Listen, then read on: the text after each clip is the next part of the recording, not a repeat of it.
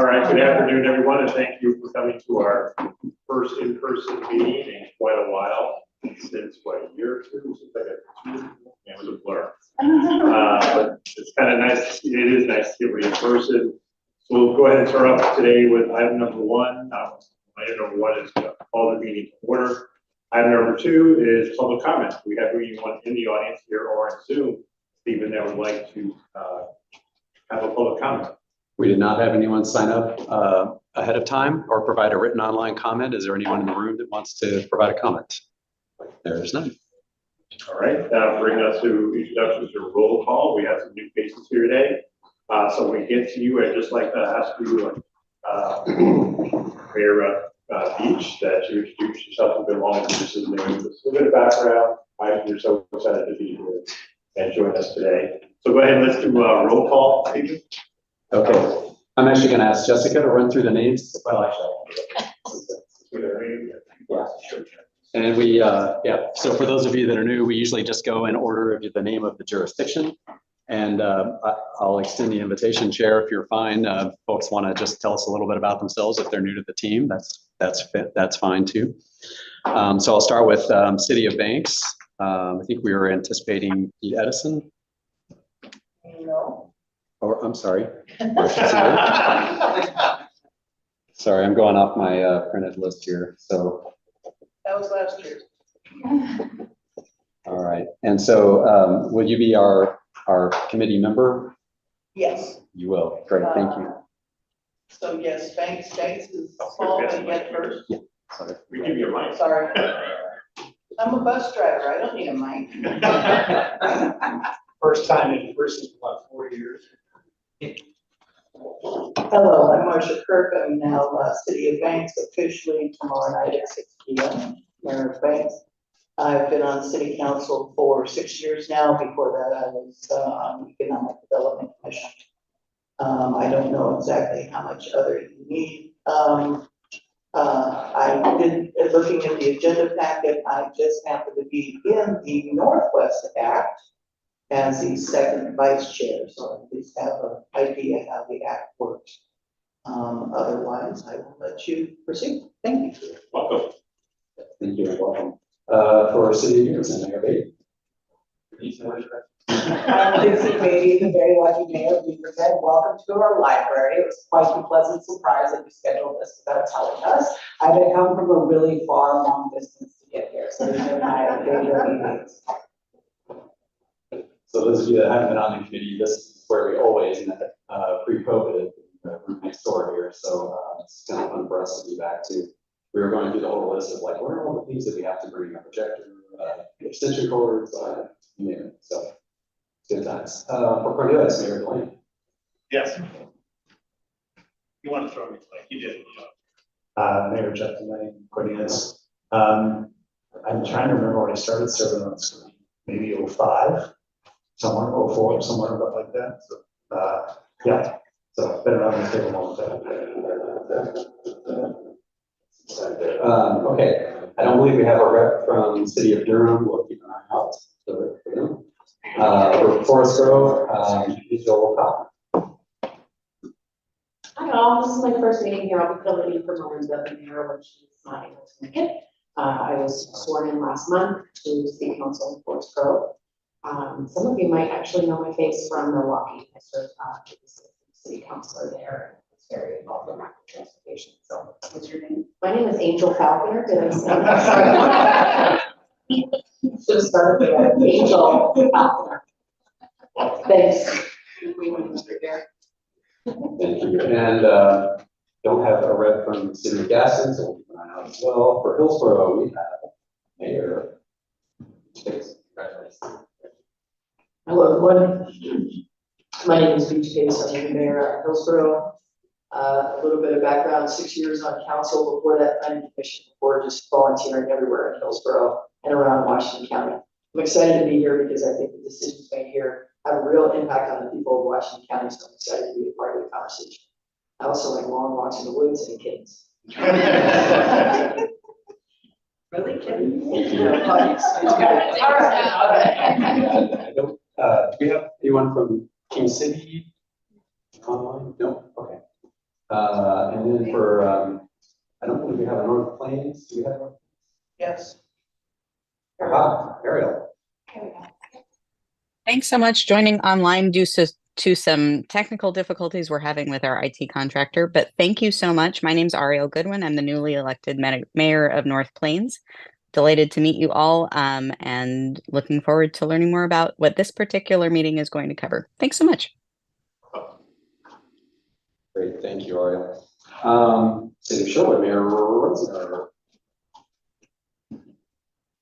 Thank you, Tim Rosner, Mayor of the City of Sherwood. Just started my second term as mayor, and prior to that, served as council president for almost 7 years. Backed up key case. So looking forward to working with everyone. Thank you. And for City of Tiger. Hi, everyone. Heidi Lou, Mayor, retired. This will be, I guess, my third year on the thing. I also like long walks and Great, thank you. And for Walton, Chair Bubenik, you have a minor. Frank Bubenik, Mayor Walton, outgoing chair of the Washington County Coordinating Committee. Just want to thank Jessica and Stephen for all their help over the last couple of years. Also acknowledge Terry. Terry was my vice chair. Terry did a phenomenal job with helping us coordinate these meetings every month. And I'm in my last 2 years of mayor. We have term limits in Walton, so I'm on the downslope here at Bubenik. Great, thank you, Mayor. Let's see, and for Wilsonville, we have Mayor Sean Beal. Hey, everybody, I have been mayor for approximately 7 days. Active. I have a beautiful family. I have a one and only son that's currently in middle school. Been involved for 9 years and most go on city committees and panels like the Development Review Board, as well as the Budget Committee. So I look forward to working with all of you. We haven't actually designated who is going to be a representative here. We'll do that next week. Last but not least, for our voting members, Commissioner Clark. Good afternoon, everyone. Nikki Spy, Washington County Commissioner. I was also sworn in for a second term 7 days ago. All right, and we have our non-voting members for convenience. I'm going to pass to John. Hey, good afternoon, everybody. My name is John Sarah. I'm here representing transit and traffic specifically. Just starting my third year here. So good to see you all. And Dan.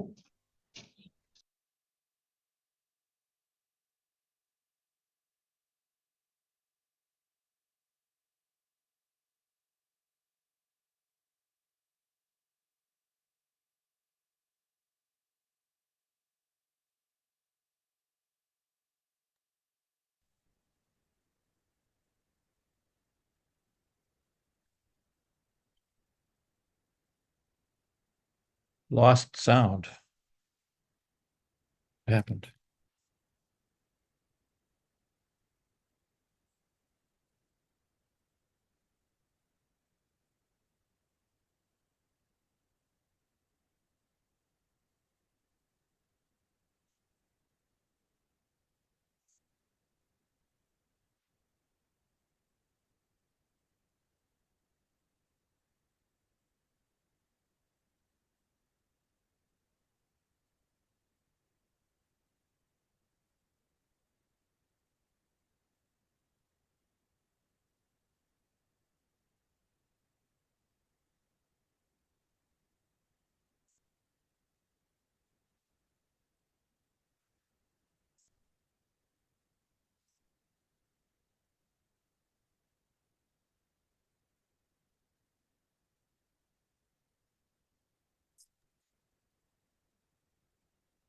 Hi there, just letting you know that it looks like the room is muted for those of us on the call.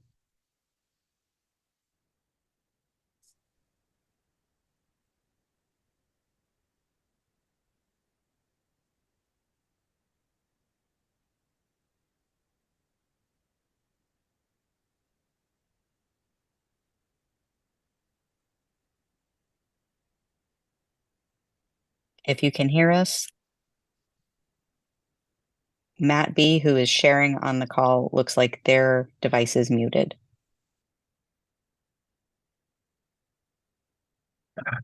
He's a.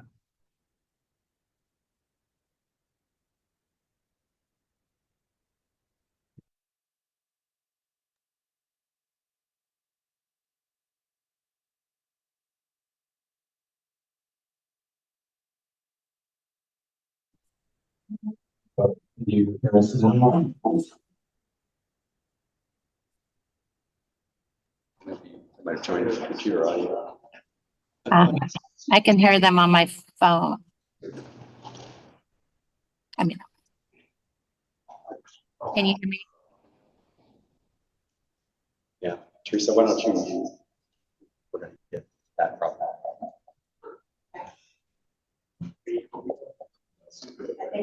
Can you mute?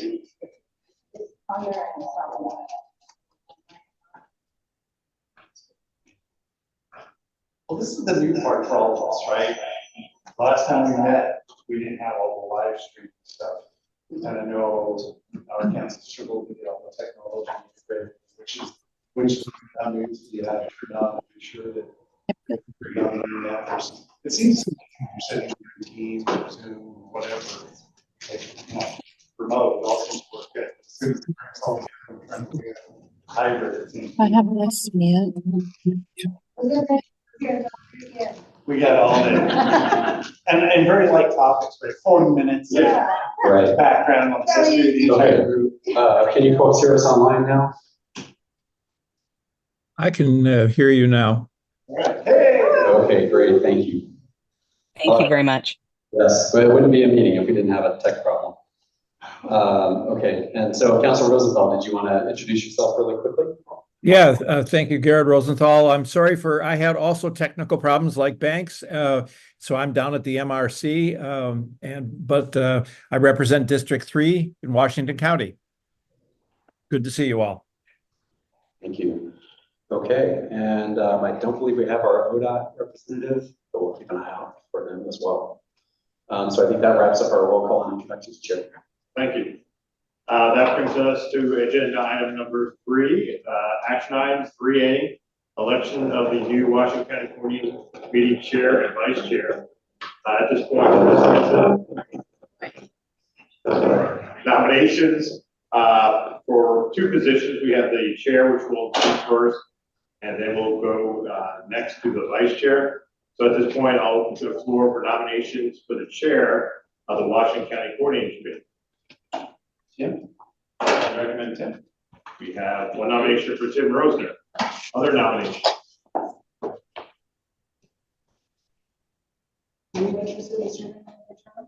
I'll turn it over. For you. All right. Seeing none, all those in favor, will you accept the nomination? Yes.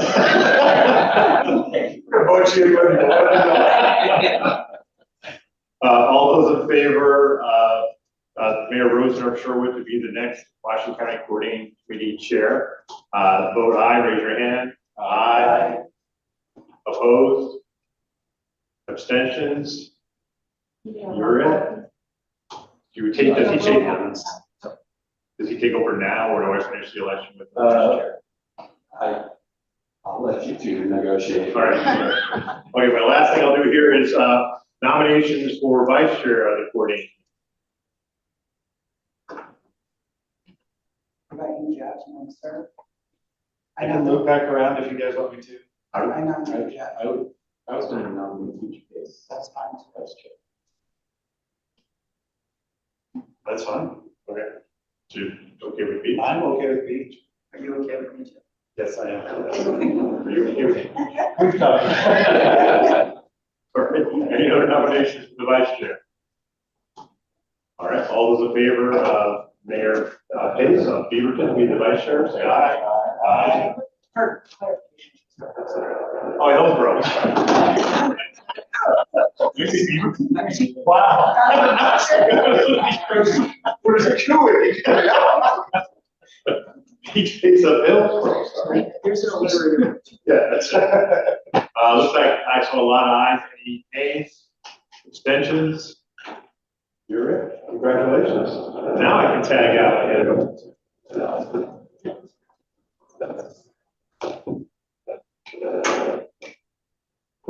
Sure. Yeah, everyone online that's not speaking, that might get rid of that ignorance. I think it's in the, from the room, coming from. Yeah. Oh, I was just looking at the microphone for Matt B. That would be this. That's That's the wrong one. Never mind. We're importing that directly. All right, anyways, thank you, everybody. Look forward to serving as chair and pleased for volunteering vice-chair. I look forward to working with you. Anyway, so the next item on our agenda is consideration of the WCCC summary. Got a chance to do that. I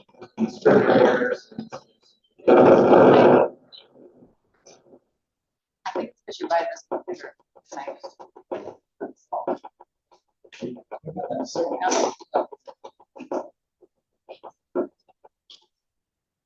There you go. All right, people hear me? No. Okay, what's my computer? All right, everybody hear me okay? All right, so the next item on the agenda is the consideration of the WCCC meeting minutes summary for December 11th. If we'll have a chance to do that. Any screen errors or suggested changes, otherwise I'll entertain a motion. Second. That motion is second. All those in favor of approving the meeting summary from December 11th, for say aye. Aye. Opposed? Abstentions? Abstention, I wasn't here. Same. Same. So we have 3 abstentions. Motion carries. 4. Do you have not carry the motion? I think we still. Yes, we're good. You can count it. You got all that, Steve? Just making sure we have, well, I want to make sure we have a quorum. So who abstained? All the new folks. Okay, 1, 2, 3, 4, 5, 6. I was at the meeting, but as an extra. Okay, we are 1 short of a That quorum helps. with the abstentions. Only 4 abstained. Not Oh, 5. 4 abstained. Yeah. Okay, But I was there last time, okay. but I was an extra.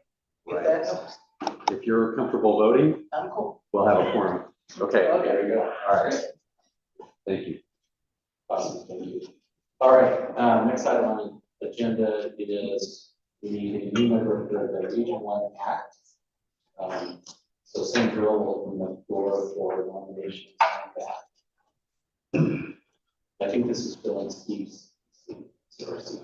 That's correct. Come join me, it's a lot of fun. That never gets. All right, all the nominations, we'll go ahead, all those in favor with appointing Mayor Bubenik to Region 1 Act, say aye. Aye. Opposed? Abstentions? Motion passes. Thank you, everyone. All right, moving right along. Is there an alternate required on that committee?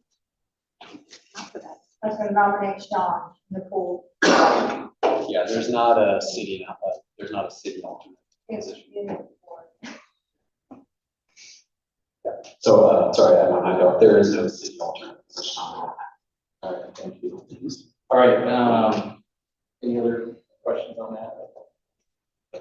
We'll go ahead and move forward to, item number D, TDT Expenditure Requests for the City of Hillsboro and the City of Hillsboro.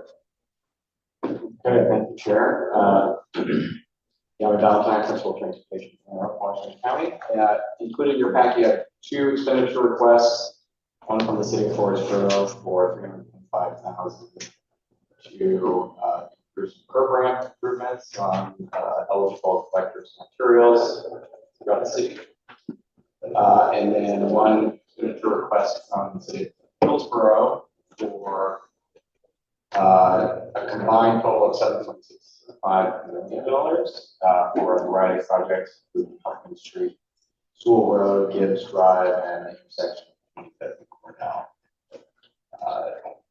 County staff have reviewed the expenditure requests and determined that they're eligible expenditures, and the WCCC TAC took action and recommended your approval at their January 9th. Have to give any questions. Any questions?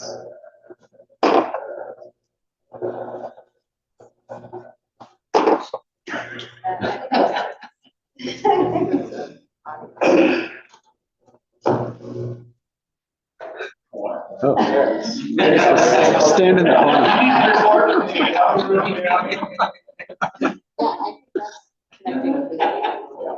All right, thank you. Just stay right there. Or microphone. Awesome talk. All right, are there any questions on this expenditure request? Not, we can move right to a vote.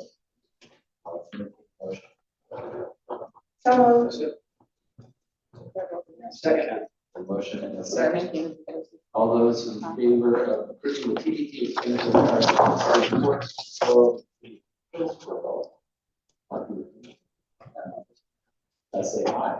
Aye. I'll take some green one. You want to amend the motion? No, for the name.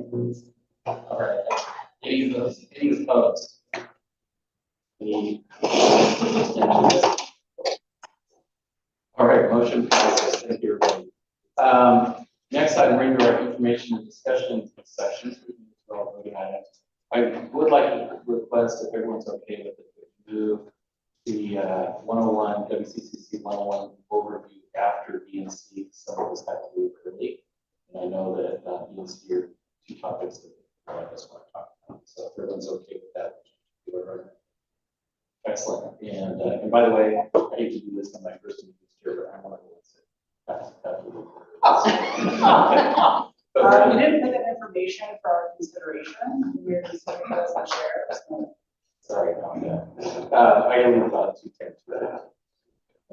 So with that, we'll jump right into item B, listed updates. Okay, thank you. I guess I'll stand closer to the trash. I think it's a sweater. I think it's a sweater. Must be, yeah. Okay, well, I'll just try to stand here. Sorry, I'm sitting behind some folks here, but thank you, Chair, and congratulations on your appointment.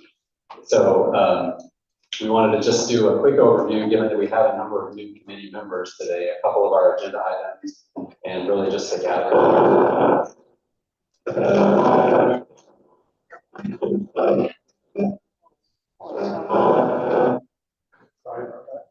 Might just turn it off. Or we can move the camera all the way in the back.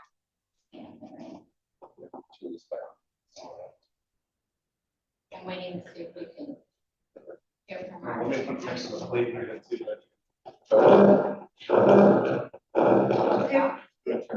Are you using the mic for the people online? Yes. Yeah, just get the computer near you and just project it. Might be easier that way. Actually, that's true. Maybe just. There's a gazillion phones here. Right. So. Okay. We'll give that a try. So we folks online can hear. Yeah. Can you folks online hear me okay? Much better now, actually. Thank you. Oh, okay. Well, we learned something new today. Tech support. Okay. Well, so again, a couple of our topics on the agenda today, and the reason we were getting together in person as a retreat was that we do have a number of new faces here today. And so appreciate all of you that are now a part of the committee or will be a part of the committee going forward. And really just wanted to take the opportunity to just welcome you all here. And then we had a few foundational pieces that we thought would be really helpful for people that are new to the committee or maybe just have been on the committee for a little while, but maybe we haven't talked about much. So one of those being the WCCC 101, just really a little bit of background about what this is and why we do this. So we'll come back to that closer to the end of the presentation. And then we wanted to give an update on the status of the Major Streets Transportation Improvement Program, MSTIP. So for those of you that have been along on the journey, this will be a refresher, but if you're just getting up to speed a little bit about what we do here, then this will be really helpful information going forward, I hope. And feel free to just stop me with questions along the way. I'm happy to just field them as we go. That'll be fine. So next slide. Okay, so I think I'm going to stand because I can't see that. So we'll just give you a quick update on sort of the county's transportation funding and specifically capital improvements. To look at some of our different funding sources, we want to give you updates about the MSTIP program in particular, and then looking forward, just a little preview. And those of you that have been in the mayor chair meetings have already had a preview of the county budget, but again, for the newer folks, wanted to just make sure that we bring you up to speed a little bit about that as well. Next slide. Next slide. So what is MSTIP? So this really is about a almost 40-year-old program that has been a real partnership between the cities and Washington County.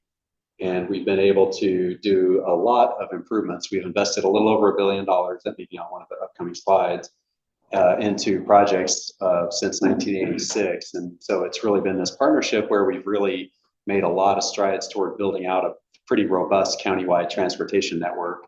But you can look around any of your communities and you know that we still have a lot more work to do.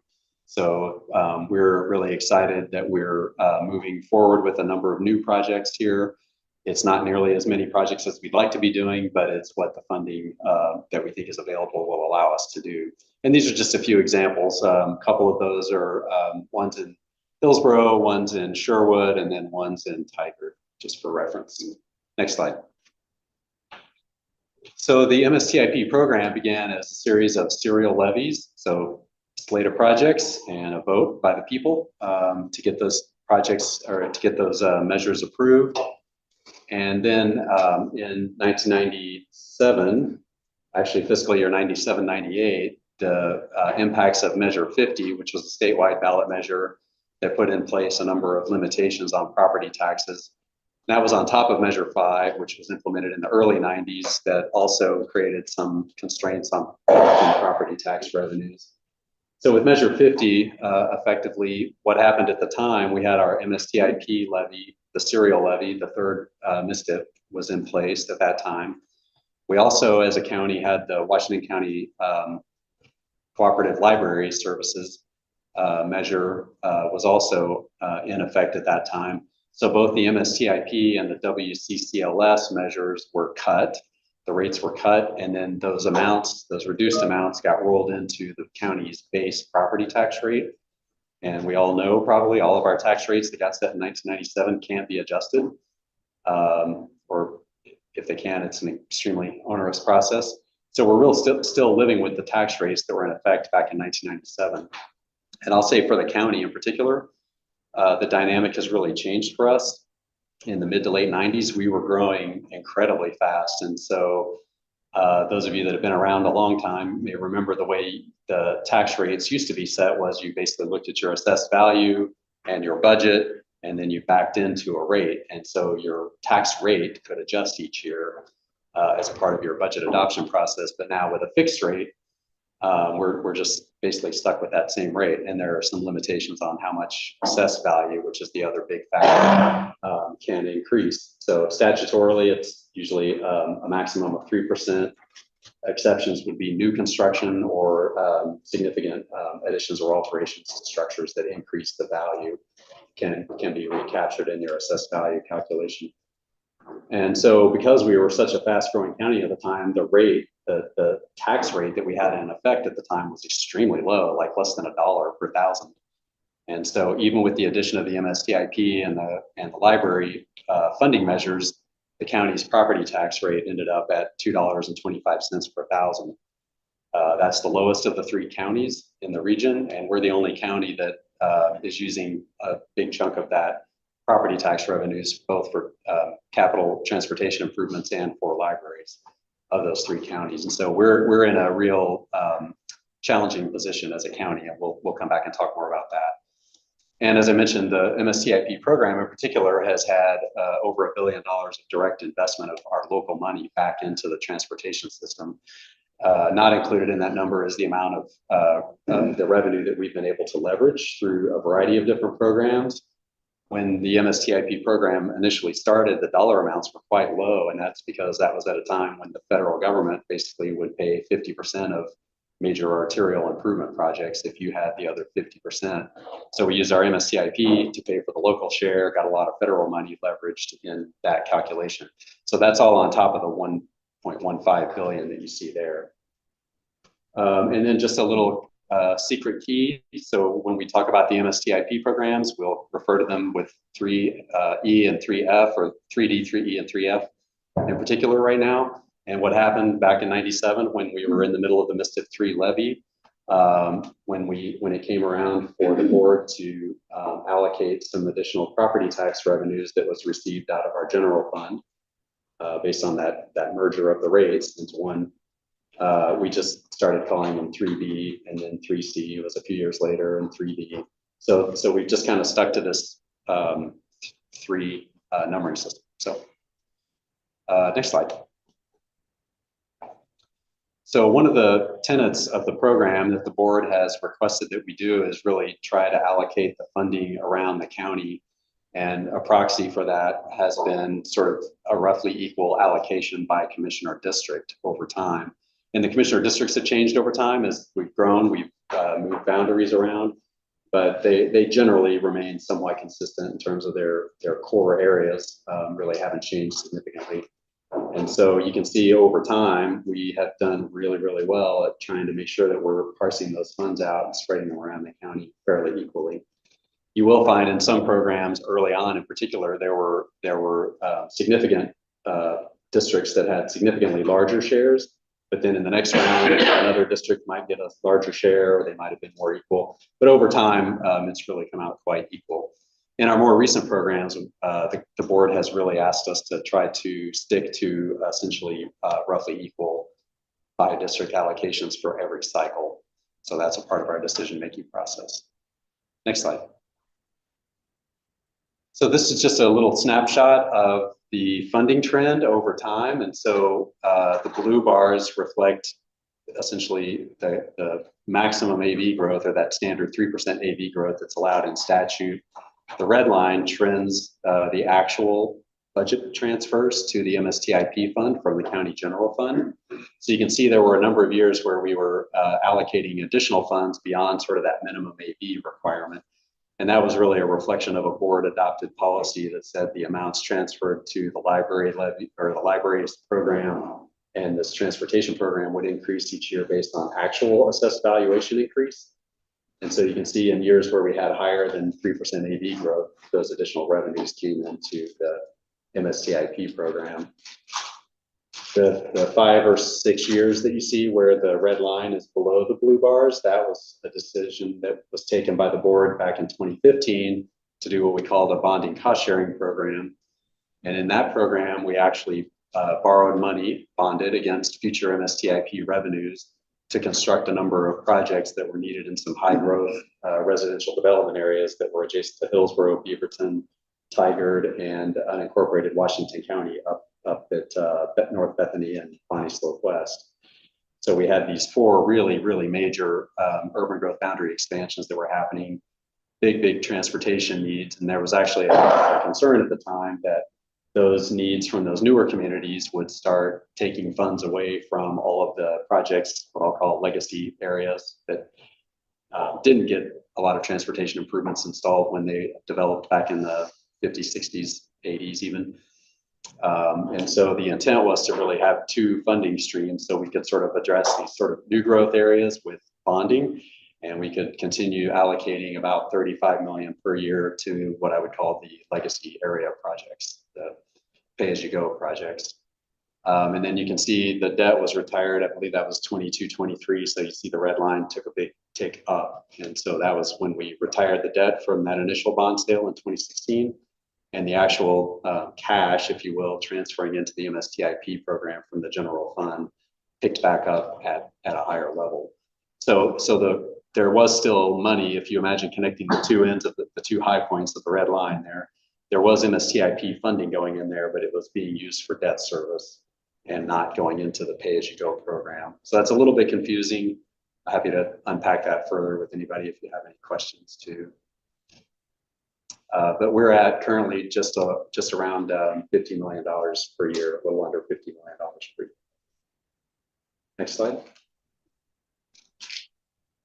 Next slide, I want to talk about our capital improvement program. So this just gives you a kind of an overview of the counties, Washington County's transportation funding. This does not include revenues that are being distributed to the cities. So you'll see some of the revenue sources here, cities also get, but this is just the county funding. And so what you'll see here on the left side, MSTIP is the largest share of the pie. Again, close to $50 million. The transportation development tax, that's a countywide system development charge for transportation. It is countywide and the rates are uniform across the county, but the administration of the program really happens at our individual jurisdictions. So cities collect the TDT for projects, development projects that are happening within your city. There is a county staff team, part of the AMI's team, tracks the funding collected by the cities and the expenditures that are recorded. And that was one of our action items earlier, was really, there's a process when a city or any of the jurisdictions wants to expend TDT, they bring that request forward to this body and this body says, thumbs up, you can do that. So it's an accountability metric that's built into that system. We do get some grants going around counterclockwise, and we're trying to pursue those even more aggressively. We were really hopeful when we heard about the bipartisan infrastructure law, the Biden administration's big infrastructure package. We've applied for about 5 grants, 4 or 5, I would say, under that program, and haven't been successful with any. And all the stories that I've heard from debriefs are that, let's say there's $100 million and they receive like $1 billion in applications. And so the odds of being able to find that funding is very slim. So it's just very competitive. So we're glad to see that there is funding available. We're finding it to be still really challenging to compete for, even though we do have a really great source of local matching funds. That's one part of the equation, but just the sheer need that exists around the country is just enormous.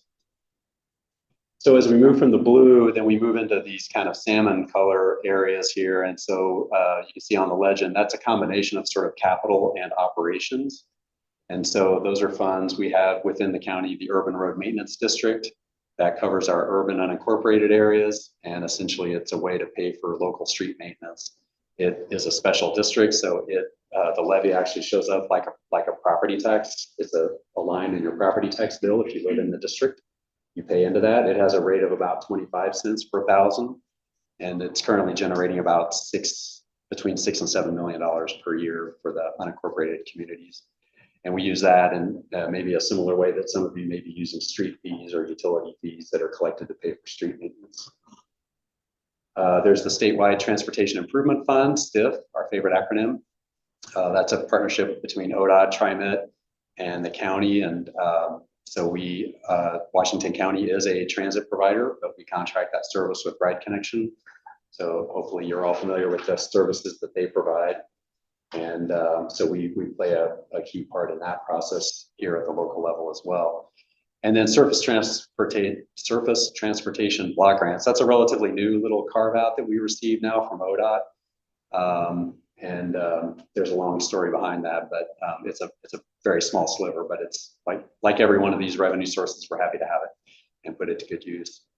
And then we jump over and then we start looking at what we call our county road fund. So the county vehicle registration fee, the county retains 60% of those revenues. We distribute the other 40% out to the cities, and that's based on your population relative to the rest of the incorporated area. So the county share, the last time I looked, was about $9 million a year. So about $6 million, I believe, per year is being distributed out to the cities. And then there's the gas tax, the state highway fund allocation. And so again, counties receive 30% of the total statewide highway fund allocation. ODOT retains 50%, and then cities receive 20%, and again, divided up by population. The county shares are interesting. The county shares are based on registered vehicles. And because other counties are growing significantly faster than we are at this point, I'm looking at you, Deschutes, their proportional share of registered vehicles has been increasing pretty quickly, and our relative share is actually declining. So we've been seeing slight declines in the amount of state highway fund allocation coming to Washington County. And some of the cities may also experience a similar thing. If you're a slower growing city relative to other cities, your proportional share of the state highway fund allocation may be getting smaller over time. Any questions on that? I saw Jeff. That's where I was going. I was looking for that proportional so that the table would understand how we get that proportion with the number, population goes an aisle, registered vehicles in this case. Yeah, indeed. Okay. Oh, question. Go ahead. On the county vehicle registration fee, Yes. the county slices those dollars dedicated, is it fixed where you put that money? Or could some of that money, say, we put forward to raise the county's vehicle registration fees? Are they dedicated funds, or you can put it anywhere you want to send transportation? It's flexible funding, so it's treated like road fund, which for the county does mean that it has to be expended in public road rights of way. So we can't go off and build off-street trails, for instance, but we can do pretty much anything that happens within a road right of way. So as a policy choice, the county primarily directs that money into our operations and maintenance. And when I say operations and maintenance, that's why that one's sort of color coded a little bit differently, that we use some of it for operations, and then we use some of it for what I would call major maintenance, which ends up being capital. So smaller capital type projects.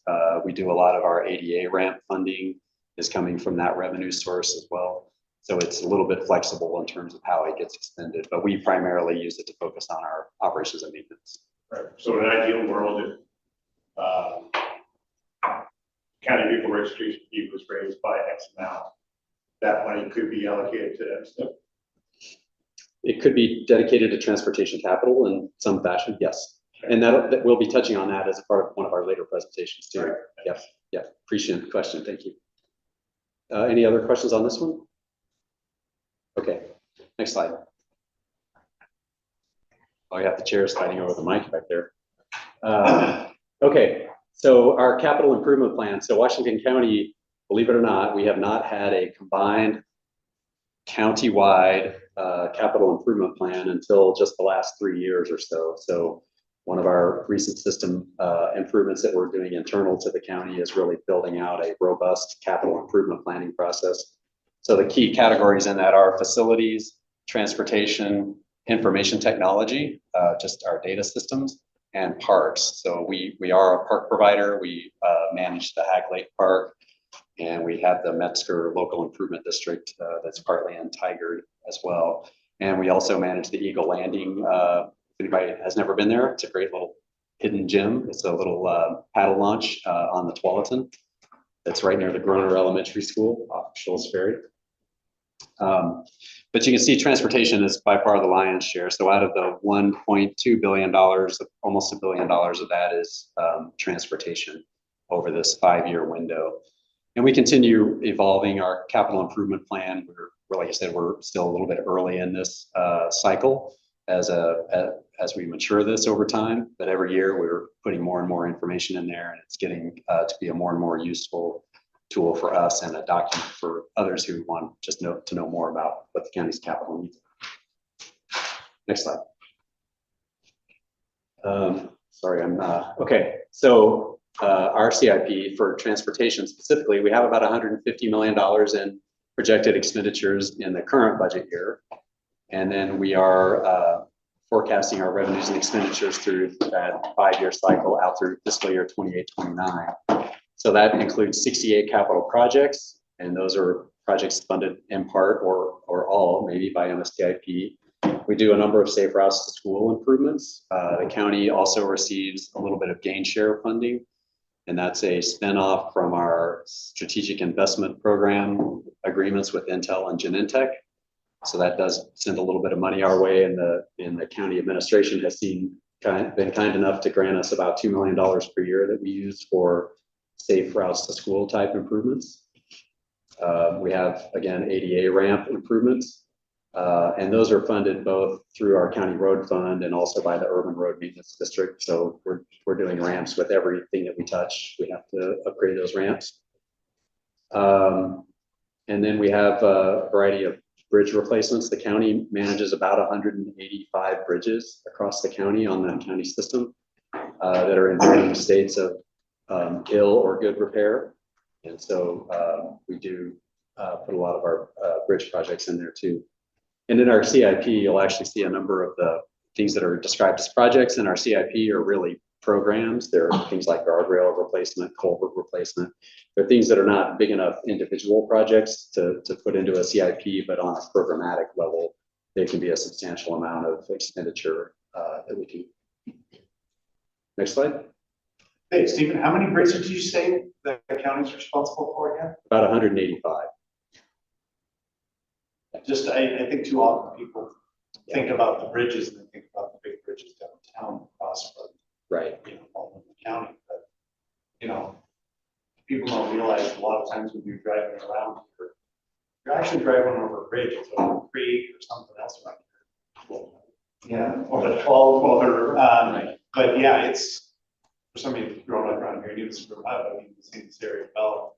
Remember when you could see them very clearly on the baseline. And if there's an event, you're not sized resilient. Right. Yeah, and we have a really lot. Impact this area's ability to get around because they are everywhere. I think that might even be one of the things that would be good to share with the team, that map, because I think it's in your guys' documentation of 185 bridges. And you'll just see it's like, wow, you just can't get anywhere with put a bridge around here. Right. I was going to say we probably have a dozen or so bridges over the Tualatin River, just because we have so many roads crossing it at so many places. That's a really good perspective to have around repeating that number, because you're right. The perception is one county, most of the working bridges are concentrated in one county. We do have a significant number of bridges. Yeah, We don't tell that story. every day I cross it and I'm thankful, like it's Truman or Eisenhower that put the bridge in Hillsboro and Cornelius. Right. Well, and that's an ODOT bridge, right? So that's not even one of our 185. That's an ODOT bridge, yeah. But that's, I mean, these bridges are like that. That bridge is, I know from when in '96 when you could get from Hillsboro to Cornelius. Right. Because the high water, what a big deal that is. It's all over our community. So I think it's something for us to focus on and be understanding of. You mean you see you're driving right through this picture, and there's probably a bridge in there because that's a creek running across through that low point, and they're all over. It's not just the 12, it's every. Look at our map, see a creek, and everywhere it goes, there's another. Out banks too, right? We probably could get banks across the multiple bridges. Right. My grandmother was in Cornelius, so I know when that bridge went in. And I would add too, so on top of bridges, we have over 3,000 culverts that are part of the county road system as well. And I should have mentioned too, the county road system itself is about 1,300 linear miles. If you count lane miles, which is on a 5-lane road, you take 1 mile times 5. But if you look at the lane miles on the county road system, that's about 3,000 miles, a little over 3,000.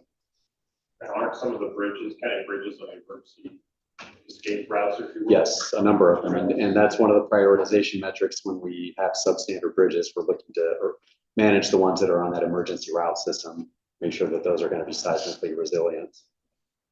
Well, to your point, the culverts too, right? Because it's they're what's trying to keep the water from washing the roadway away. I mean, I'm always nervous because we have affectionately called Job's Ditch, which at some point was decided to be terminated, and Highway 8 crosses it. So now the water is just piling up behind it. It has been ever since they made that decision on the expansion of Highway 8 to not continue Job's Ditch. It used to drain to the Tualatin. Oh, now it drains backwards into Council Creek, to Dairy Creek, to the Tualatin.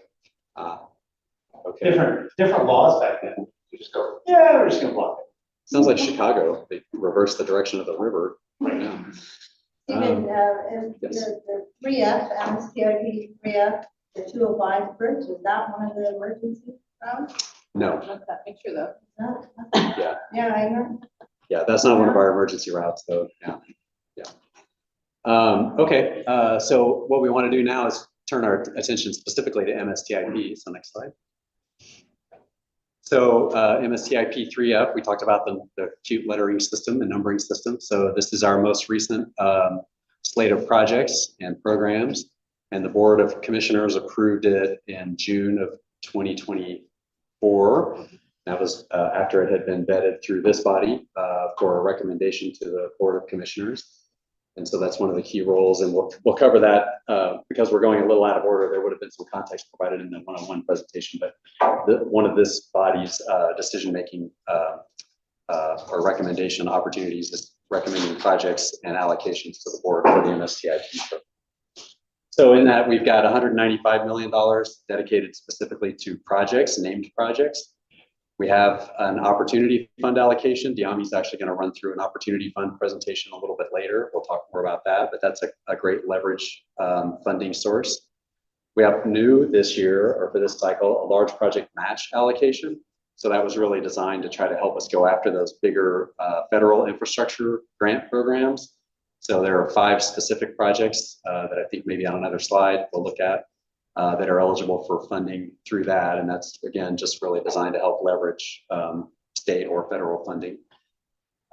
Because of all those bridges that we mentioned earlier, we have been setting aside for the last 4 or 5 of these cycles a rural bridge replacement allocation. We just have not found that we have a good revenue source for how to get to some of those rural bridges, but we do try to keep these bridge replacements focused on the major roadway system, so consistent with the theme of the MSTIP, sticking to arterial streets and maybe certain key collector roads. And then we have intelligent transportation systems, so that's really smart traffic signals is a good way to shorthand that. But it's a lot of other things too. It's our real-time weather information systems. We have a number of camera and weather sensors located around the county. We feed that information back to ODOT for the trip check. We have a number of traffic cameras that are just useful for monitoring traffic flow. And if there are incidents, crashes, or whatever, we can sometimes use the cameras to give emergency responders an opportunity to be able to see that. If you're just sitting at home looking to plan a trip across town, use Trip Check and it'll you can look at the traffic cameras just to get eyes on conditions. So we also use that primarily as leverage funding. We take that $2 million and we really work to try to leverage that to bring in other funding sources too. And then that totals up to a total of $250 million. So by dollar value, this is the largest single MSTIP allocation that we've ever had. Unfortunately, because of the rampant cost escalation over the last 5 to 7 years, it's fewer projects than any of our recent cycles. We've had, in some cases, 13 to 19 projects, or 15 to 19 or projects. And this year, I think we had 13 named projects. So that's just a sign of the times as well. The revenue just doesn't keep up with the cost. Any questions on that? Okay, next slide. We're not going to look at this in detail. It's in your packet. And and just while I'm thinking about it, for meeting hygiene, hopefully everybody got the link for how to find the agenda. We call it iAgenda, the county's agenda site. It's a super helpful tool, and you can go back and look at any Washington County Coordinating Committee agenda from the past if you have an interest. And then you'll always get those reminders every month when we post the packet for our upcoming meetings to go to that site. So these are those named projects that you saw. And again, we worked to try to equalize the funding approximately across the 4 commissioner districts there. And so you can review that at your leisure sometime. Next slide. I think this is a really important map. This is the capital projects. So the gold, if you can see it on the slide there, the gold color, those are prior MSTIP funding cycles and the projects that have been approved during those previous cycles. And then the light blue color, those are the MSTIP 3F named projects. And so I think what you can really see again is that dedication to distributing the funds geographically around the county. And I want to be clear too, there are some rural projects, a lot of those are the rural bridges, but some of those are actually rural arterial improvements or intersection improvements. And so because we do collect the property tax countywide, rural residents are paying into it. And so we also try to make sure that we're putting some of those funds into rural areas in the course of the funding allocation process. And again, I just would say I can't understate what the difference would be in Washington County if we hadn't been making these $1 billion of plus investments over that last 40-year period when you just look at the extent of that on the map. Next slide. So the board also made a huge decision early last year that was really important for us too. And that was the board committed to bonding up to $150 million. And that will be used, 60 million of that will complete those bonding cost sharing projects I mentioned earlier. So that projects that the board selected back in 2015 for some of the higher growth areas. We still have projects that are yet to be completed there. So we're going to be doing a second bond sale. And I should be clear, that was always a long planned bond sale. When we did the initial bond sale back in 2016, we didn't sell the full amount. We sold a portion of what we needed. And so we always knew there would be a second round of bonding needed for this bonding cost sharing program. The thing that did catch us off guard was the $90 million funding gap in our MSCIP 3D and 3E projects. So a number of those projects, for a whole variety of reasons, were taking longer to deliver. We just got caught in the rapid cost escalation cycle.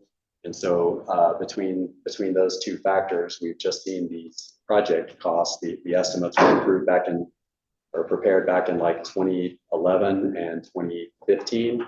So the estimates were all quite outdated. And so we just found ourselves with a significant gap there. So the board approved the total of up to $150 million, about 60 for the completing those bonded projects, and then another 90 million just to make sure that we can complete all of those prior project commitments under 3D and 3E. And so that decision by the board gives us all a high degree of certainty that we're going to complete all of those projects that we have committed to in the past. And a couple of ribbon cutting projects, those are always fun. During COVID, we got out of the habit of doing those, but we're starting that process back up again and really look forward to doing more of them in the next few years. Next slide. Oh, speaking of, so this is the remaining projects that are to be completed under the bonding cost sharing program. So that was again the bonds, the decision back in 2015 to bond specifically for some of these newer high growth areas. We still have a few projects that are out there waiting to be done. Next slide. So this is MSCIP 3D and 3E. So these are the program or the projects that were approved in 2012 and 2016 by the board that are not yet completed. And so this gives you just kind of a good ballpark estimate of when those projects will be finished. And you'll see a couple of the projects. I know you may not be able to read it back there, but some of these will say 3E, 3F down here. Those are projects that we allocated some funding for design work in MSCIP 3E with an expectation that we could commit MSCIP 3F funds for construction. And so that has played out for these projects. And so if there's no questions, we can go on to the next one. And this is the tentative schedule for the MSCIP 3F projects. And so you can see those top three are the ones that received funding for design in the MSCIP 3E process. Because we're a little bit further along with those will be the first projects or among the first projects that will probably break ground in this cycle while we're starting the design work on these other projects as well. And so you can, again, it's in your packet if you want to take some time to look through those. And you can always follow up with me if there are any questions about any of the projects too. So next slide. One more. So this is where we want to talk a little bit about the county budget. And so this is just helpful, I think, for everyone. And again, I think the chair, I understand the chair mayor's meeting is later today, so you'll probably be getting an update directly from the chair.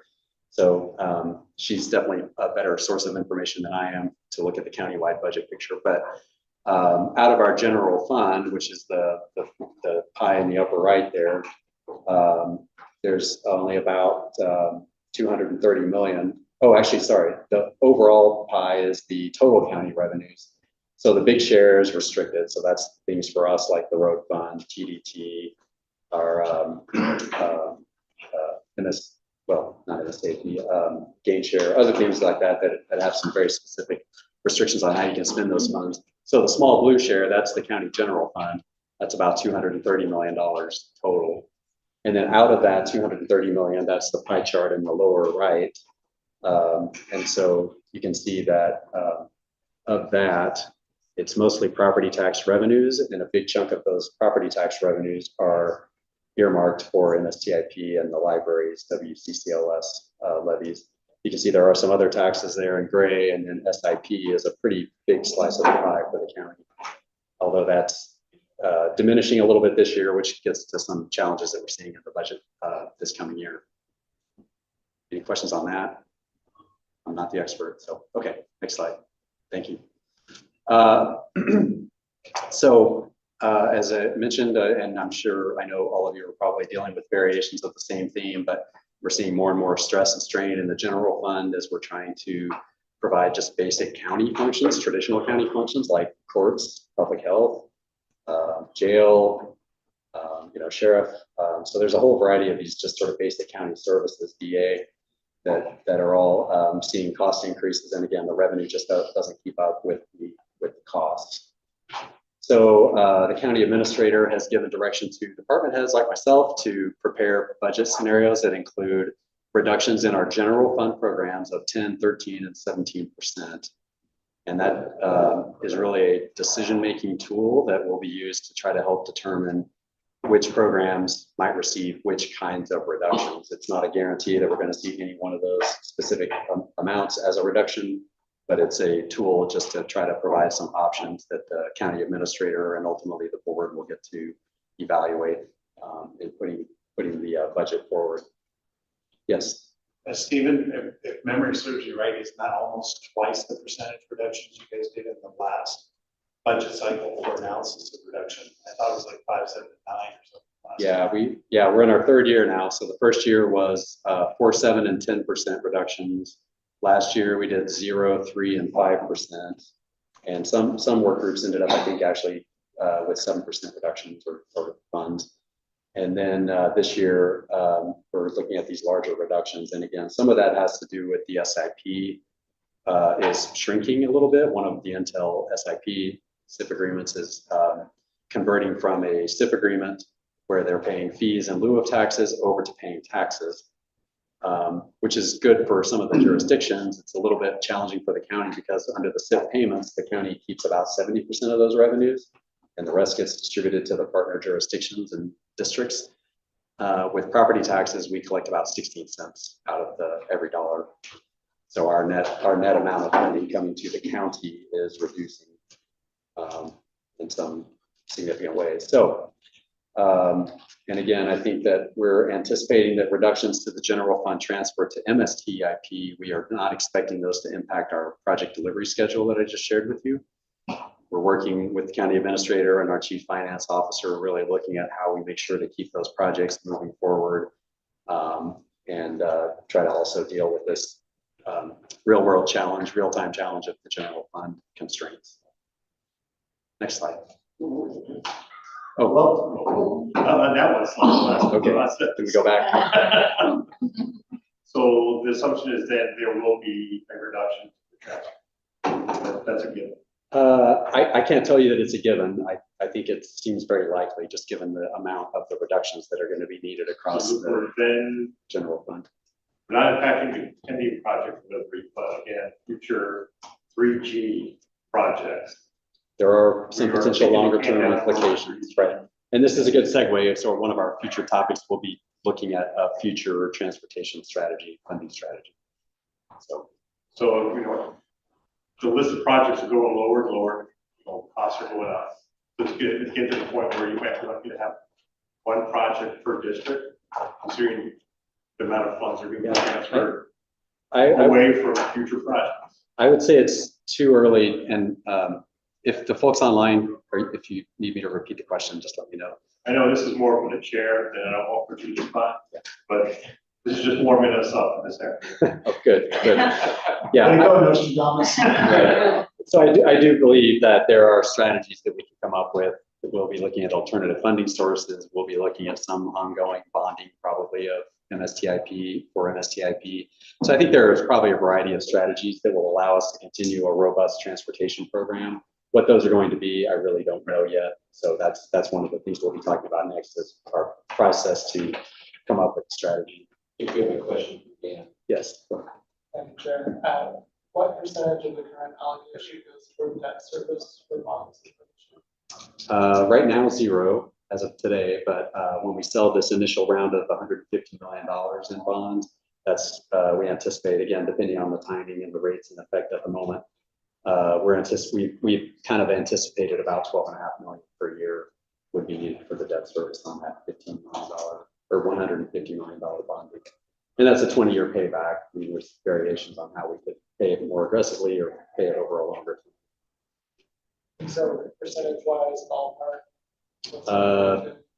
Yeah, it's getting close to 20, between 20 and 25%. Is there any conversation, this is just a quick question, and I know the bond rates aren't as low as they were, say, back in like 2020. Right.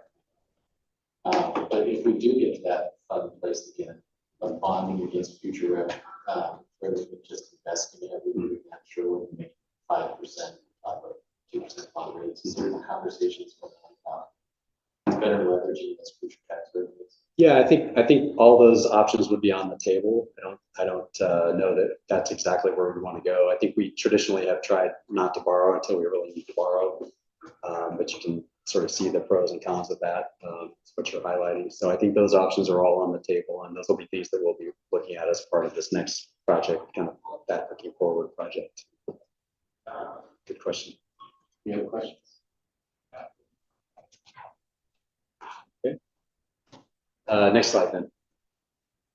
And again, you've probably seen this from the chair, or your staff may have seen it from our county administrator, Tanya Angie, but just wanted to show you just the very high level preview of the county's budget cycle. And so we'll be submitting our department budgets kind of in that late February, early March timeframe. There will be information sessions. So the county administrator, Tanya, has been doing a good job these last few years of inviting city managers to join us for those meetings, where she can just kind of run through what we're anticipating from the budget. I will say, I don't think those have been super well attended in the past, so I would definitely encourage everybody to make sure you get a rep there, one of your ACMs or your city manager. And then in April, the budget will be released to the public, and I believe the actual date is April 28th. Going off memory here, but I believe it's April 28th will be the actual public release of the budget. April and May, we'll have information sessions again for our own internal employees, city staff members, and then for our community-based organization partners. Late May, we have our budget committees. We'll make recommendations and approve the budget. And then in June, it's usually around the third Tuesday in June, typically is the board's budget approval date. So any questions on that? Okay, next slide. Oh, look at that, that's it. And I'm Chair, I'm wondering, because we have been touching on the resilient transportation funding topic, would you like to segue into that presentation first and then come back to the opportunity fund? Time-wise, that would be concerned. I mean, what's the preference of the members here in terms of I printed the information that Stephen is suggesting, it goes well with the information. Okay. Two topics. Okay, let's do that. All right. And what agenda item is that? Sorry, I don't have any papers. Number D. D, okay. Item D, okay. For those following online, we're moving to the resilient transportation funding strategy topic. Thanks for being nimble, Teresa. Okay. And Jessica, you feel free to jump in if I'm missing something. Okay. Jessica's been point person for this stuff. So this is really a draft work plan, and this really ties into what we were just talking about. We acknowledge that there's obviously ongoing pressures on the county general fund. Our objective as a department and the managers of the MSCIP program and transportation capital in general is really trying to figure out what's our next pivot to continue with a robust transportation capital program for the county. But needing an acknowledgement, I think over time, we're just going to have to reduce reliance solely on the general fund. I'm not saying it's going away, but I think we just have to acknowledge it can't be the only source of funding to keep doing what we've been doing here. So next slide.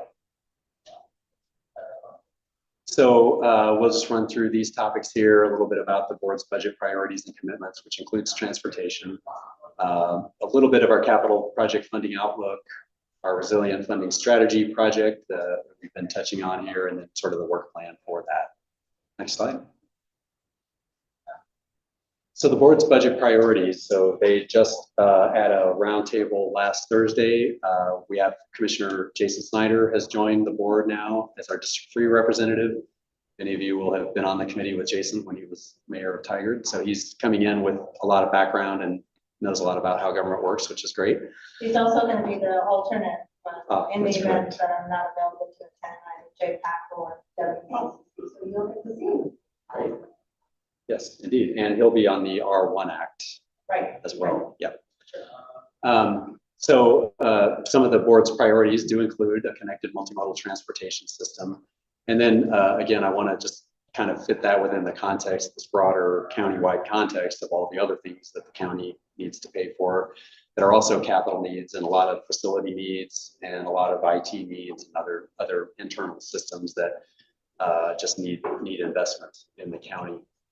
So the board again demonstrated their commitment. So when they've adopted that capital improvement plan with those projects that we mentioned coming up here, 80 projects, $67 million. I think those numbers are different from the other presentation, but I think these are probably the correct numbers.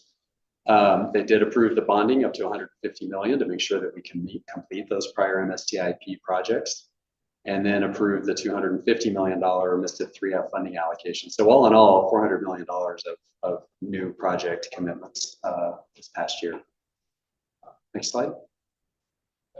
So I touched on this a little bit, so I'm not going to spend much time on this slide, but again, I think this is really such important context for this discussion. It's really the property tax limitations that all of our agencies face under Measure 5 and Measure 50.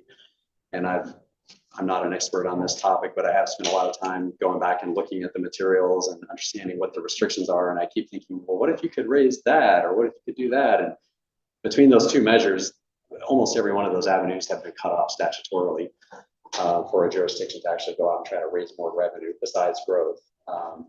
So I do feel that at some point there's really going to need to be a statewide conversation about revenue reform. I think we are finding that as governments, we just can't keep up with the increasing costs, with the limitations that are being placed on us statutorily there. So as I say, these general fund challenges of the county in particular are really driving this conversation for us and really looking at how we as a body can be more nimble and ensure that we can continue doing the good work that we do and that you all have been a part of for so long. And that's work that again benefits all of our communities, the unincorporated areas and the cities and the rural area too. Next slide. So this is not a catch-all list. And one of the questions over there for all of you, are there any other funding improvements that you all may be using at the local level? But we tried to catalog about as many of them as we could think of here. So we do have earmarks are back, the congressionally directed spending. There's grants, obviously, fed and state. We're anticipating the state legislative funding package. All the messaging that we're hearing is really back to basics, like let's just focus on operations and maintenance and try to finish those big 5 state projects. 205, R1ACT, Rose Quarter, IBR, and maybe Boone Bridge is really where the focus. Say that. In this area, I think 97 out of is covered. Right. Yeah. So there's a real focus, I think, on trying to just complete those big projects and just make sure that ODOT can balance its budget essentially and still provide basic services. So we have the Metro Regional Flexible Fund allocation. We've just been through a month or two ago, allocating a significant amount of opportunity fund, which Deanna will come back to later, to some of those projects. Many of us have system development charges. Again, the TDT is the countywide transportation system development charge. It's implemented as a tax because it is countywide, but it is essentially functioning as an STC and has to comply with all their statutory rules around both taxes and STCs. I know some cities have supplemental system development charges for transportation and a variety of other needs. We have our local gas taxes, registration fees, and user fees. And I would include in that might be sort of street user fees or transportation utility fees or whatever it's called in your jurisdiction. We have our local bond measures and levies. I know Tualatin's had a pretty successful, is it 20 million or so? Yep, measure, and done some really good projects with that money. Urban renewal, the county does not have any urban renewal districts in unincorporated areas at this time, but that could be one of our mechanisms that we may be looking at longer term.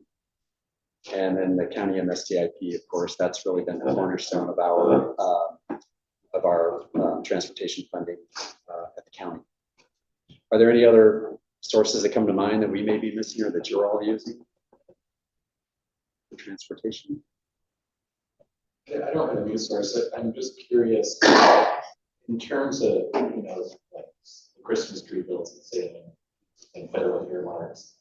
Do we feel like we're really in a good place to really put our best foot forward and really go after some of these funds? And the reason I say that is like when you look at the capital side that I showed that you showed earlier, a lot of the items in capital are I call maintenance projects, like replacing the bridge, those types of things. But when we talk about the truly transformational projects, like I'm a little biased about this, but like a true, you know, north-south connector between South County and North County, you know, those kind of big projects, I don't feel like we put our best foot forward in terms of going after those generational allocations and grants. I'm just kind of curious what your thoughts in terms of like maximizing federal and state grants, you know, those different funding sources. Yeah, well, and that's a great question, Chair. That we are, that's one of the reasons that in the MISTIP 3F we created that large project opportunity, large project match allocation bucket. That's $30 million, and the sole purpose of that funding is really to try to go after grants for those. There were the 5 projects, and I thought we had them on a slide, but we don't. But they are the 185th Max overcrossing. Yep.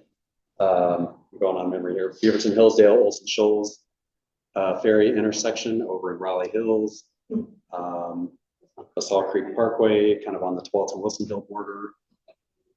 70th. Yeah, on 70th Avenue, kind of on the Beaverton, Aloha border.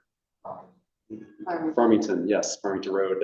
There's the one last mile and a quarter of ODOT managed Farmington Road that's still a 2-lane kind of rural road. So we're in the middle of a concept planning process with ODOT right now to get an improvement selected for that project and then try to go after funding for it here in the next few years.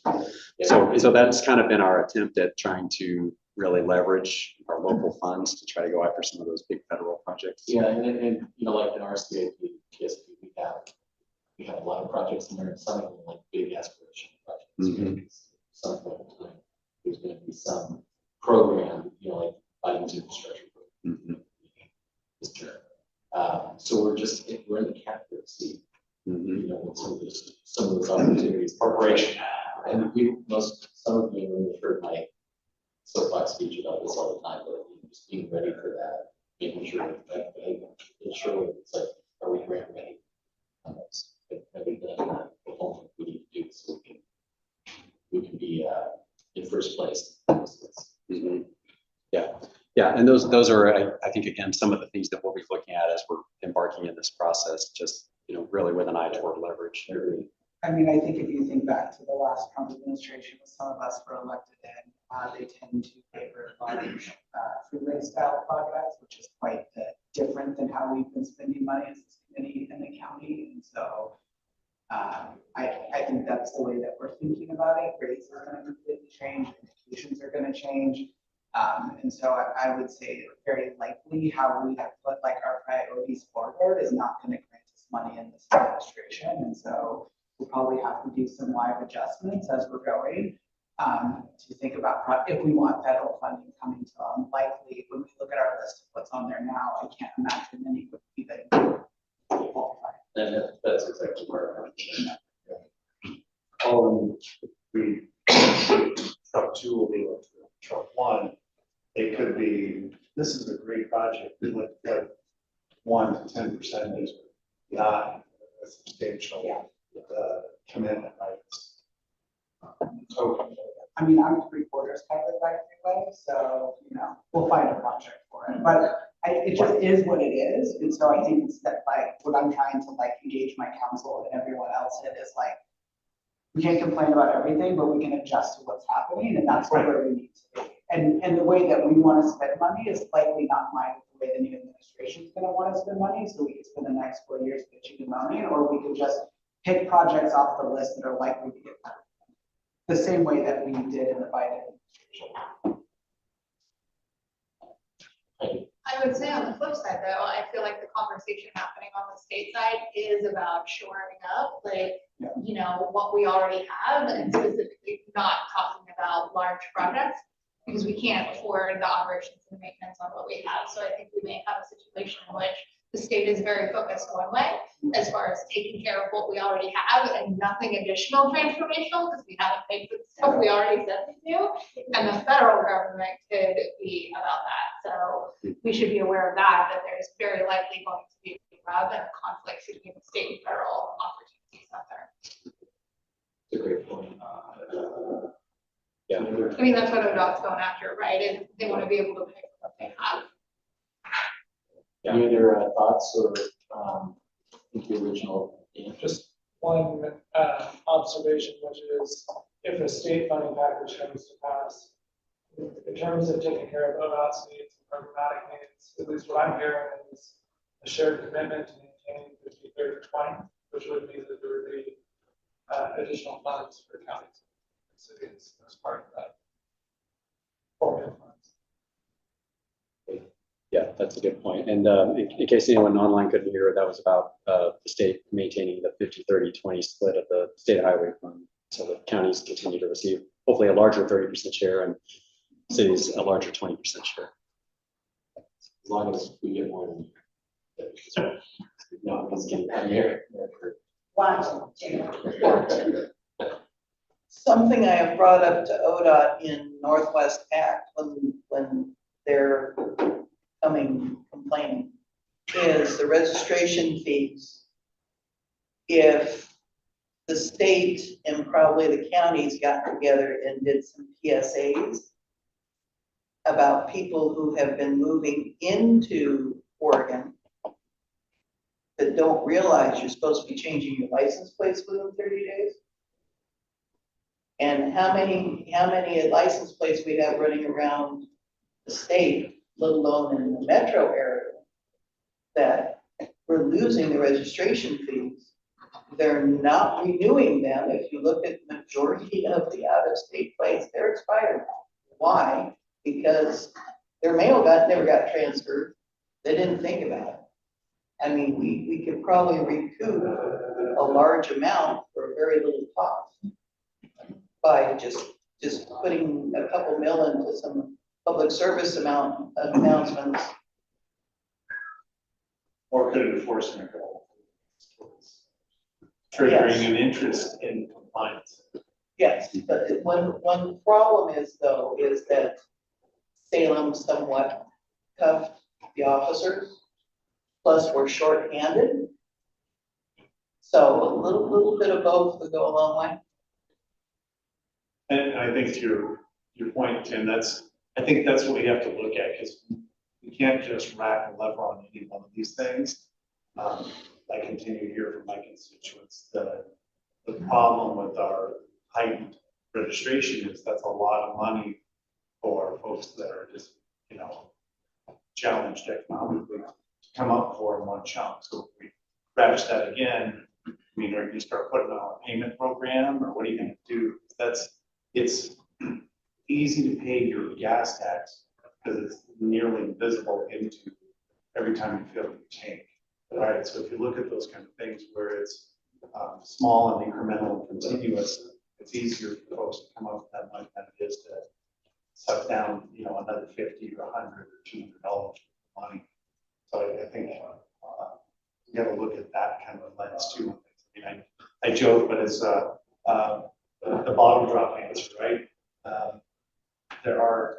If you look at how much money the state can get the bottlers to admit to not refunding, there's these pockets, like you're saying, license plates, right? There's all kinds of little things that we're maybe not quite collecting.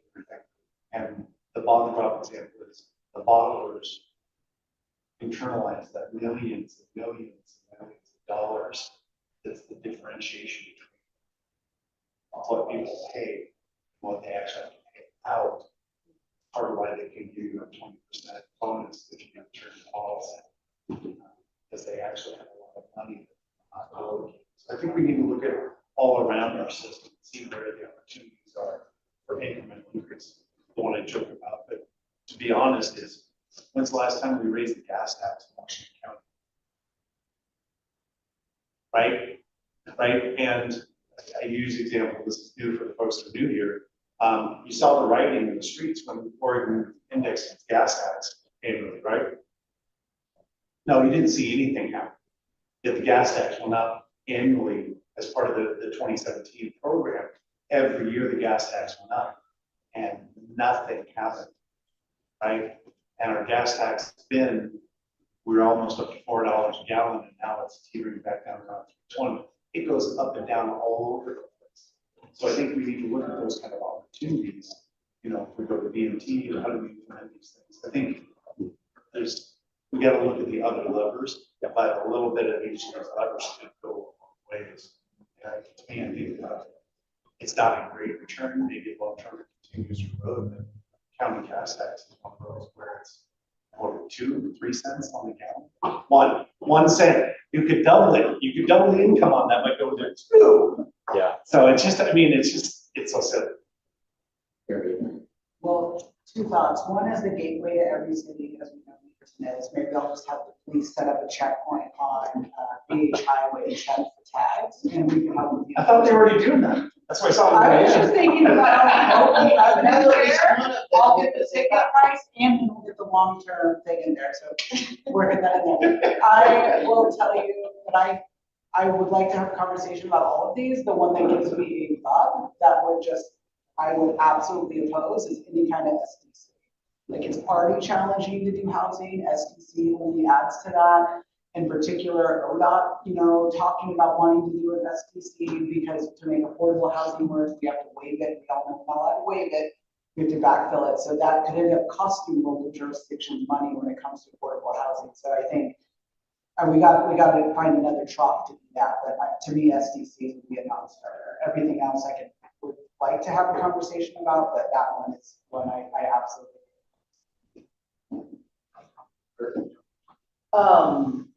I know that Washington County Visitors Association has, I think, a 6 or 7% tax on motel rooms, and ironically also Stewart State Park when you get an RV spot. Have we thought about the different charging stations? The organizations, the companies that run those, where you can, online, maybe within the county, have a certain percentage that they have to, that'll help us with the gas, electric. It's great points. I mean, I think that what I'm hearing through the message is we need to optimize all these revenue streams. Yeah. And think about where we put our efforts. And absent fundamental property tax reform. Yeah, and I think Mayor Delaney, your point is well taken. I think there's no one solution here that's going to solve a problem that we're dealing with. It's probably going to be a variety of these things. Somebody brought up the gas tax. I did want to make a clarification. I feel like, I don't remember, one of our meetings this came up, and I wanted to clarify. So we have one state countywide gas tax, so it applies inside or outside of cities. And then I don't know, maybe show of hands, I don't know how many cities have gas taxes. So there's a lot of cities that have not adopted local gas taxes too. So there's an opportunity even just for local revenue. And I would say that countywide gas tax revenue is similar to the vehicle registration fee, but the allocations are flipped. So in that 1 cent countywide gas tax revenue comes to the county, we send 60% out to cities and retain 40% of that. And for the county, our 40% share, last number I can think of was around $900,000 to $950,000. So there's probably about 1.2 or 1.3 million that's being spread out amongst the cities. So that clearly could be an opportunity. That one requires voter approval. The vehicle registration fee currently is $30 per year per vehicle. That could go up to $61.50, I believe. Right now, it can be as high as the state registration fee. So there's room there, but I think, you know, as Mayor Delane pointed out, those are challenges as well. And particularly the way we do our registrations every 2 years, it makes it twice as much of an impact all at once. But I do have to say, even with the increased registration fees here, I'm paying less every 2 years, I think, than I paid every 1 year before I moved here from Texas. New York. Yeah, right. So our, you know, there are a lot of our revenue streams that seem high, but relative to other agencies around the country, they're not. But again, they can be very regressive, and so, you know, got to be really careful with all of this. Okay, next slide. Hey, this looks familiar. We can skip over this. So again, the goal of our project, really, I think I've said it a couple times, really just looking for how we can diversify the mix of revenues and funding sources and increase some of those existing ones potentially. It would help provide an ongoing steady stream of capital transportation improvement projects. And our target objective would be to try to do that at a level that's consistent with what we've been doing with MSTIP.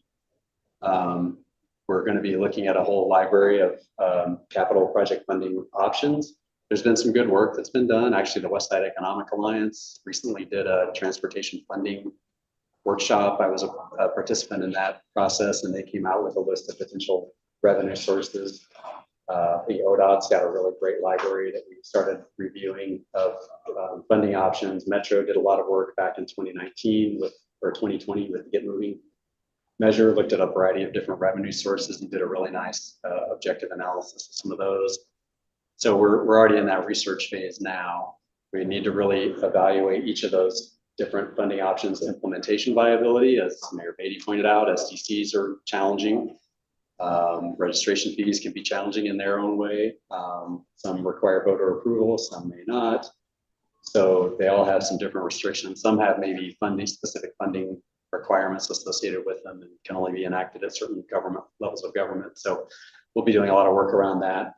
And then our objective, using you all as a sounding board and our board eventually, will be really trying to develop some consensus around what feels like a mix of viable options to move forward with, and eventually then seeking board direction. And we want to make sure that you know that we're going to be engaging with you all throughout the process, both at the technical advisory level and at the policy level here with you all as we go through this process.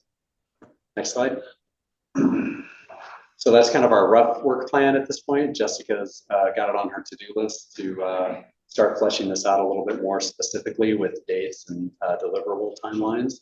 But this gives you kind of the broad overview. Our objective will be to have this wrapped up later this year.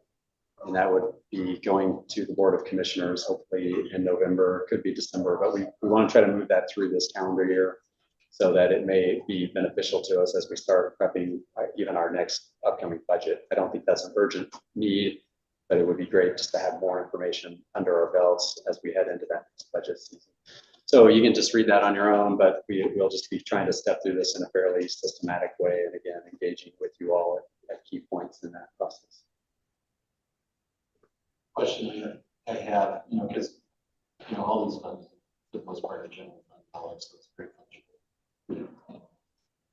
Is there similar efforts going on around other major silos like public safety, some of those areas? And the reason I ask that question is if you can firm up, well, police levies tend to be very popular, like levies.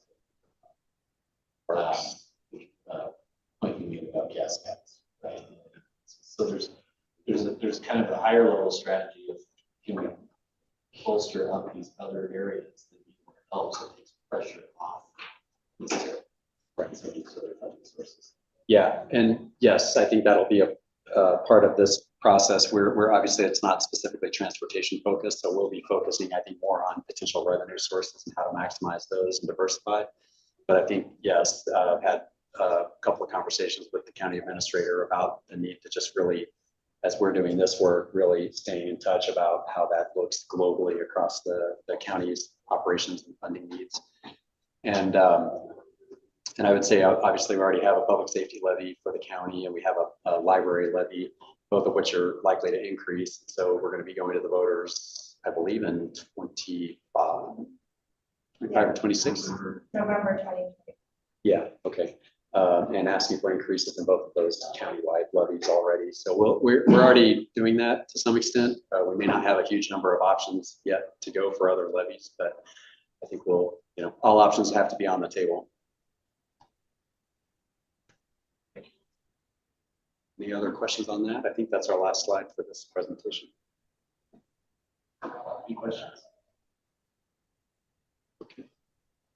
Great. Thank you. So we will move on to item C.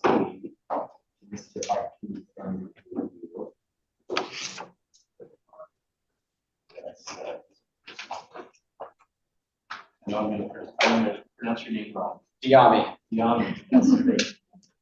If you watched last night's game, the Washington Commanders, there's a Diami Brown on that team, so now there's like national broadcasters and they pronounce it very well.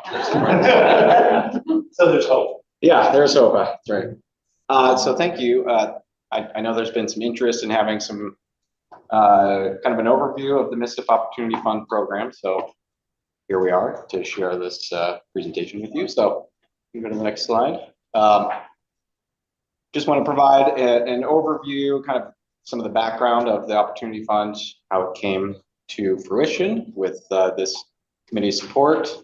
Talk about some of the procedures, kind of the performance measures, the sharing a lot of the successes, and then highlight some of the projects of the Opportunity Fund. So it's the overview here. So back in 2012, with this committee's support, the board came forward during the MISTIP 3D funding allocation and identified this as a real opportunity to seek and successfully pursue and leverage other grant funding opportunities. So they allocated $5 million towards this kind of flexible fund that partners were eligible for.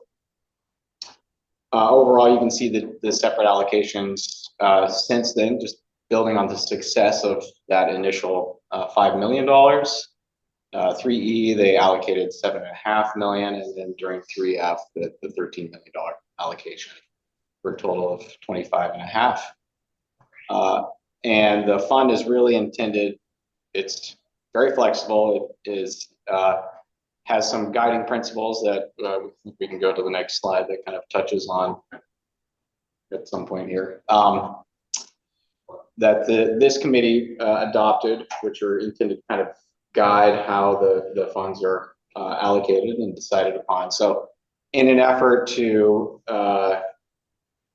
make sure that the fund was relatively available over what was the 5-year, the typical program for MISTIP, they wanted to make sure we weren't oversubscribing the fund early on. So $1.5 million was kind of our target for making sure that the funds were available throughout the cycle, really focusing on enhancing and constructing signature projects, thinking about the amount of local match that was being also leveraged. And this is something that we've tried to highlight a little bit more recently, making sure that the fund is intended to be available for kind of no more than the minimum match that's expected through these grant programs.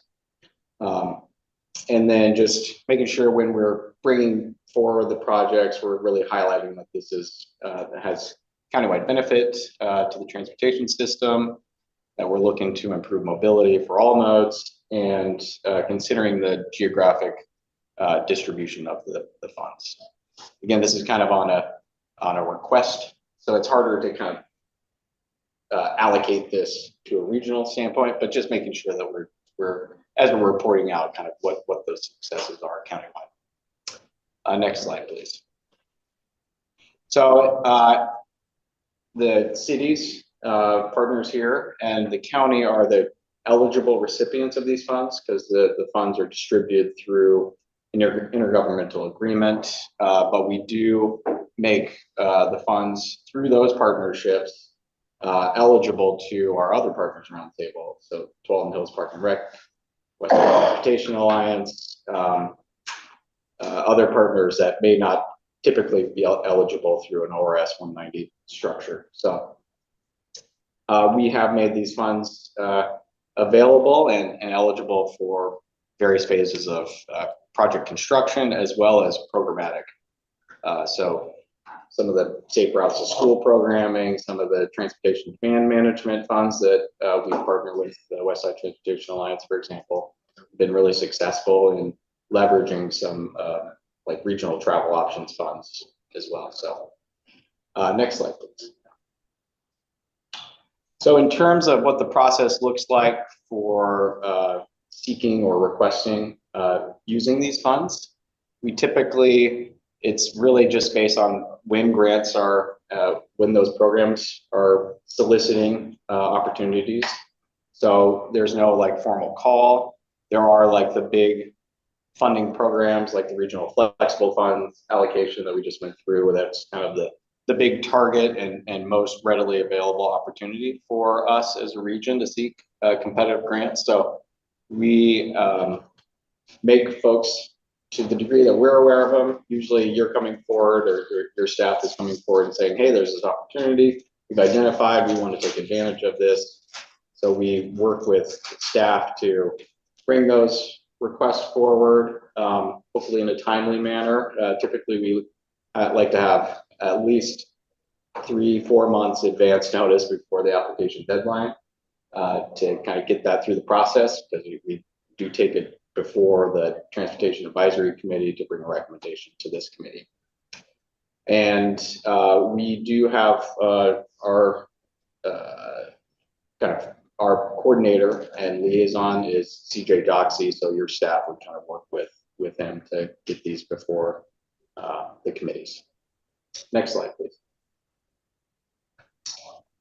So just real logistically, we ask for applications that kind of provide a project overview, give us a funding breakdown, kind of what the total project cost, what's the grant, what's the kind of stipulations around the grant, kind of eligibility limitations, and then what the, if there's match that's being contributed by the city or other partners, kind of what that funding strategy looks like, and how the MISTIP Opportunity Fund is part of that picture.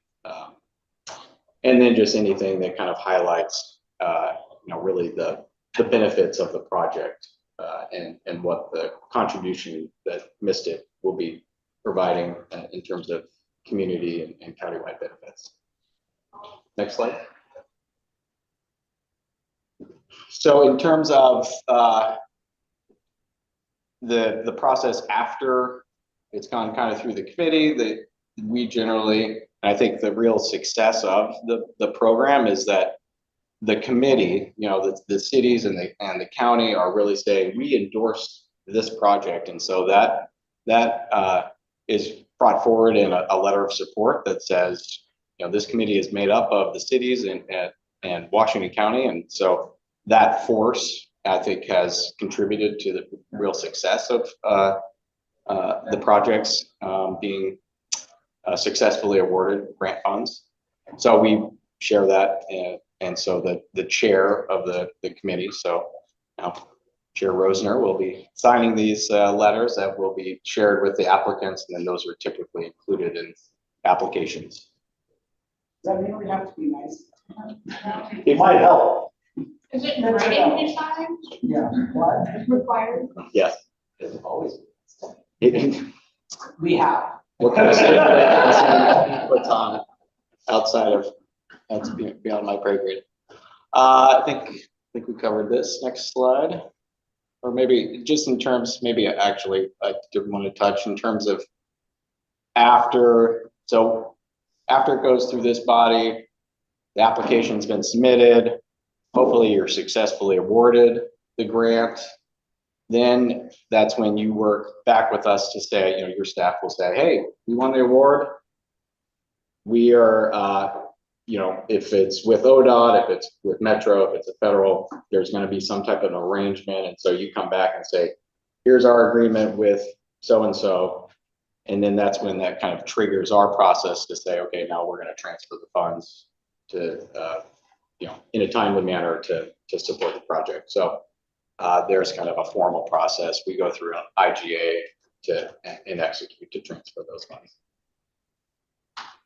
And then hopefully we have, you know, pictures to share after the successful completion of the project or something like that, that keeps, so that we, you know, next time we are presenting this, we can say, hey, look, there's these projects that really made a difference. Okay, now we can go to the next slide. So overall, we had, and we'll share some of really what the objectives are here, which is just to make sure that we're sharing all the good outcomes and that the fund is supporting. We do, we try to monitor the status of the fund fairly closely, just out of good stewardship of the program. And then we have that information available on a web page, so you can track it yourself as well. Next slide.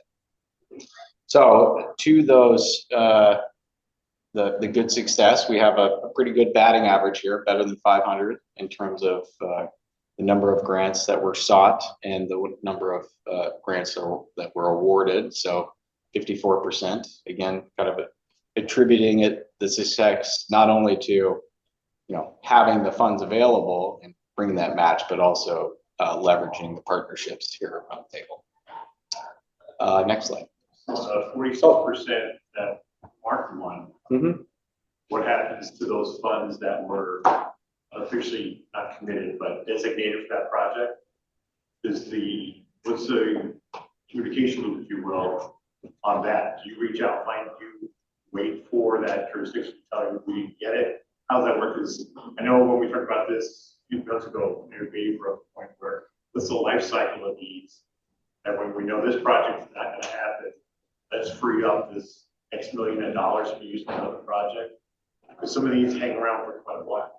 Yeah, they can. I mean, typical, you know, it's like 6 months to a year timeline once the application's been submitted before awards are actually, or the applicant is notified of being awarded or not awarded funds. Sometimes we hear from folks, or sometimes we're just tracking the grant program itself to know what's been approved or not approved. Those projects that aren't successfully awarded grants, yeah, those funds just essentially return back to becoming available for future grant opportunities.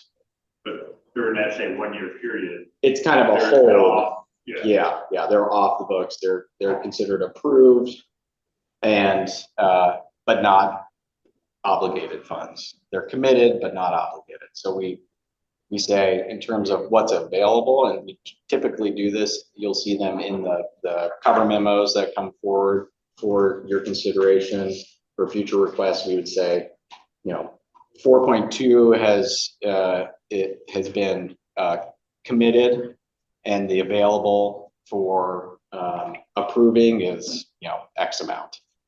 And I think we have a slide that kind of covers that. When we had to jump in and pick up TP 12 Parks and Rec, you know, that by committing that, those are monies that we won't have if another terrific project comes, while we're sitting, that we should automatically approve these things all the time. We gotta look, because something might come up pipe we can't do because we're going to get into taxes of millions of dollars that they eventually don't get. We've lost the opportunity on this project. Right.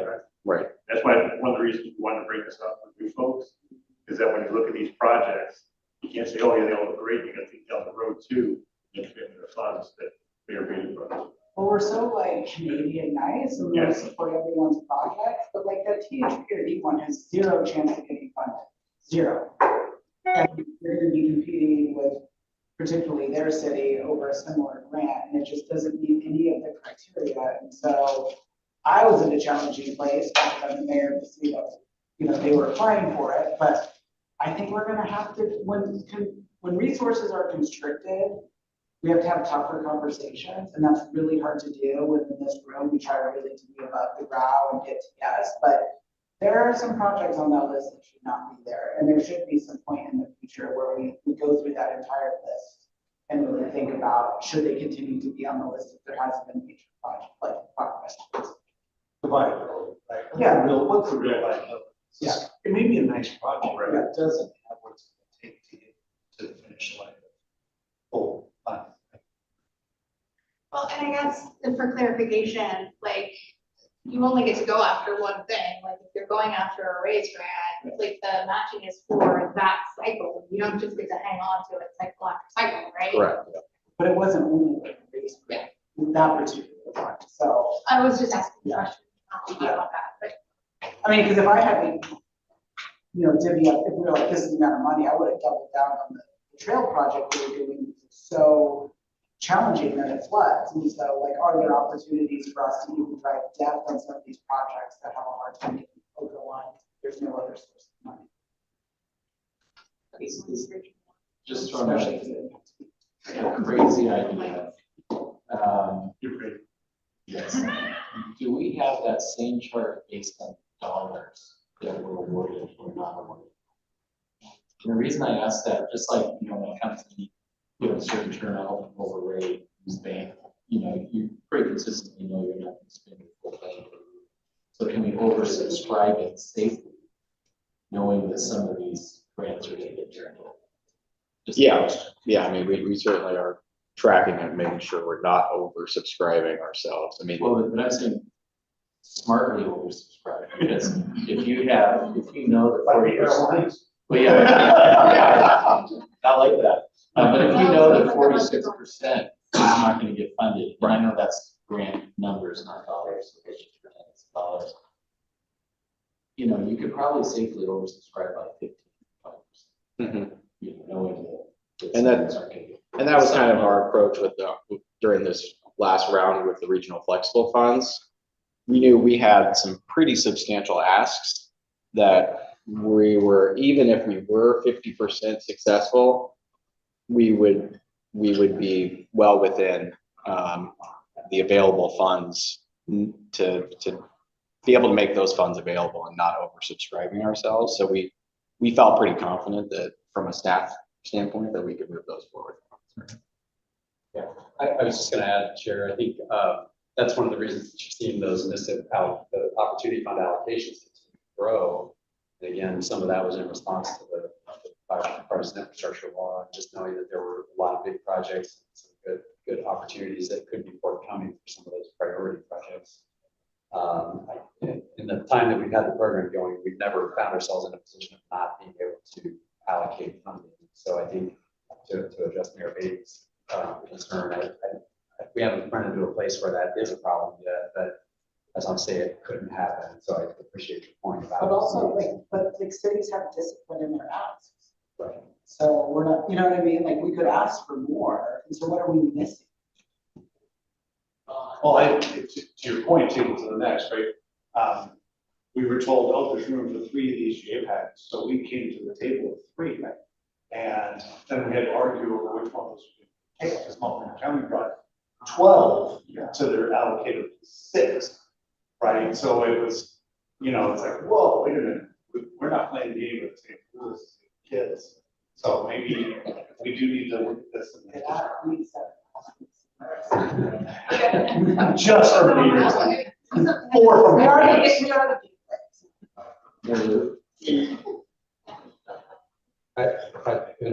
Mayor Bay, I think that's a great point. I mean, I think there's, Mayor Delane, I think brought it up, that there's sort of a shotgun approach and there's the sort of very more precise approach, right?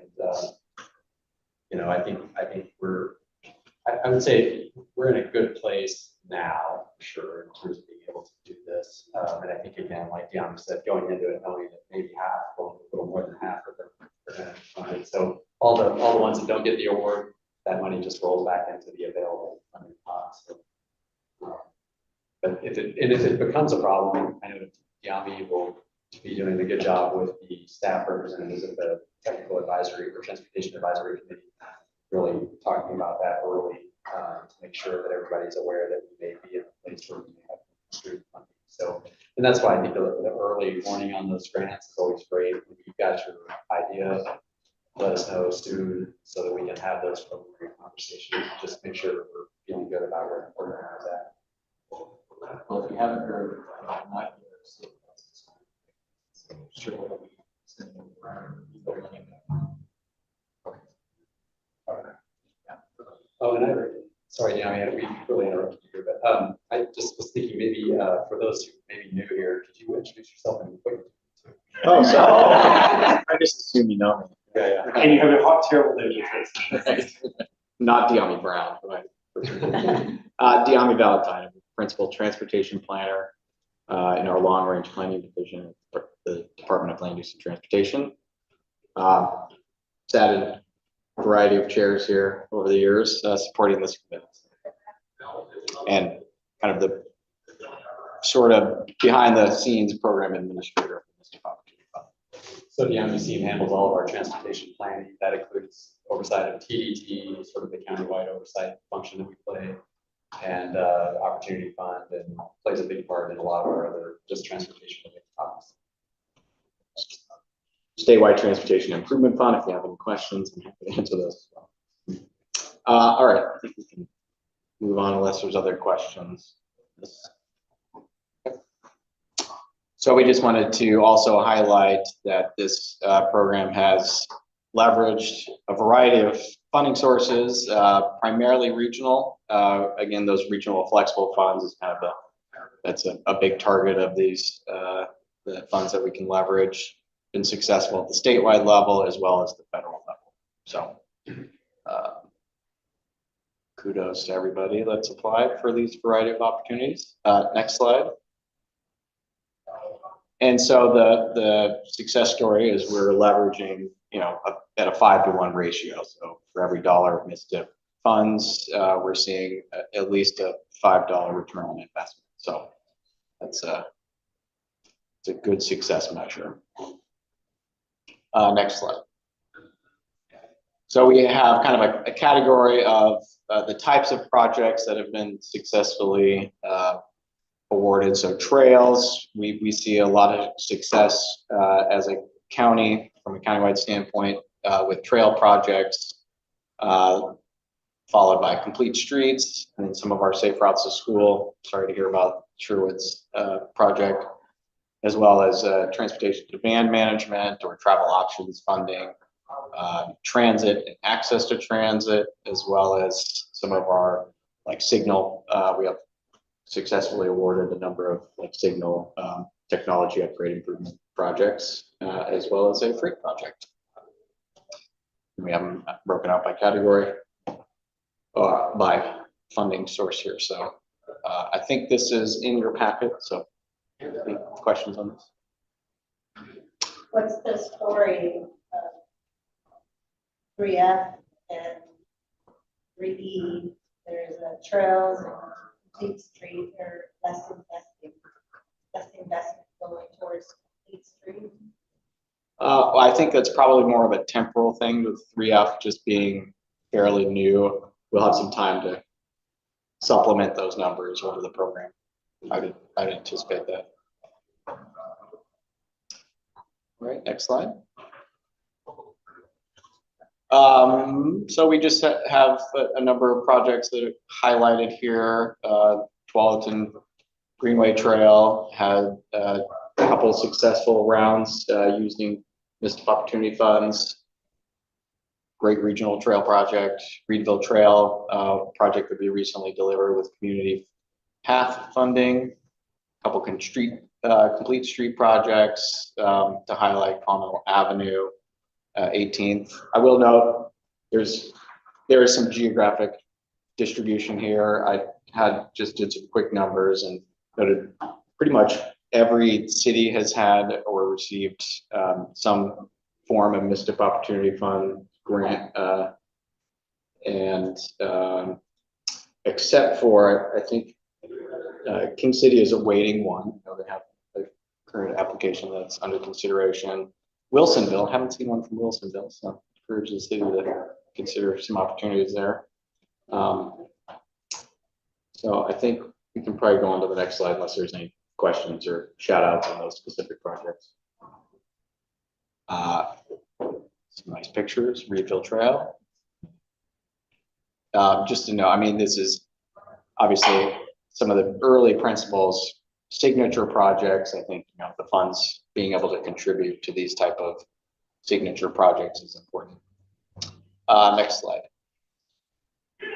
So there may be a question. I know we had the questions early on in terms of how much funds we might be committing versus being available for future opportunities. The regional flexible funds being the kind of largest pot of funds that are now kind of on hold or being committed.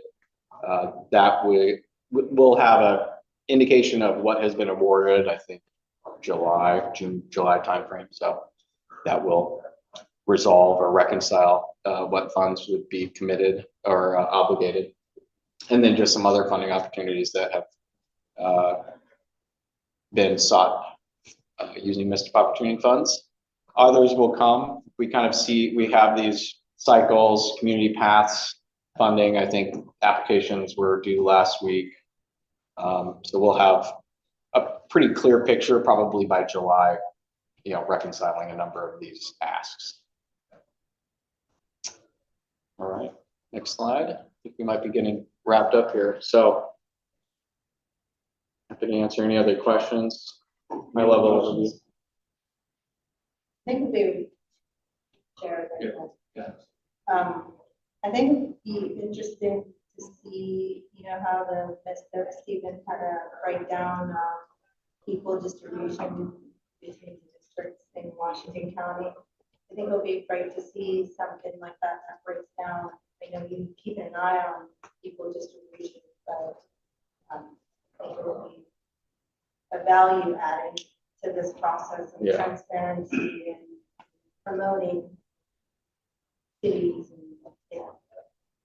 also the unincorporated to take advantage of this opportunity, but it'll be interesting to see. Yeah, I had CJ did a quick, so Beaverton and Tigard have been fairly successfully seeking this program. The county, in partnership with THPRD and Westside Transportation Alliance, has almost 40 applications in. Sherwood, Tigard, everybody's kind of at the table here, but yeah, we'll distribute that, make sure that that's part of our kind of updating and monitoring. Appreciate that. Time box that has been very successful 20 years ago. Right. Versus the last 10 years. Okay. Awesome. Thank you. Yeah. Just as I mentioned before, I'm going to step out. So you're okay. I have a quick impact update, which is basically the next meeting of impact. They don't have an official agenda out. Talking about just to follow up on the growth process. You know, going to expand the work.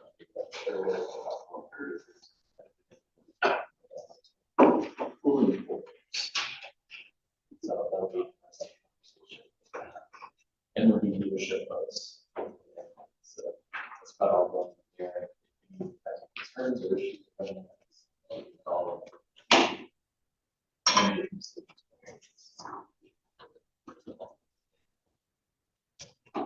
You're the whole thing.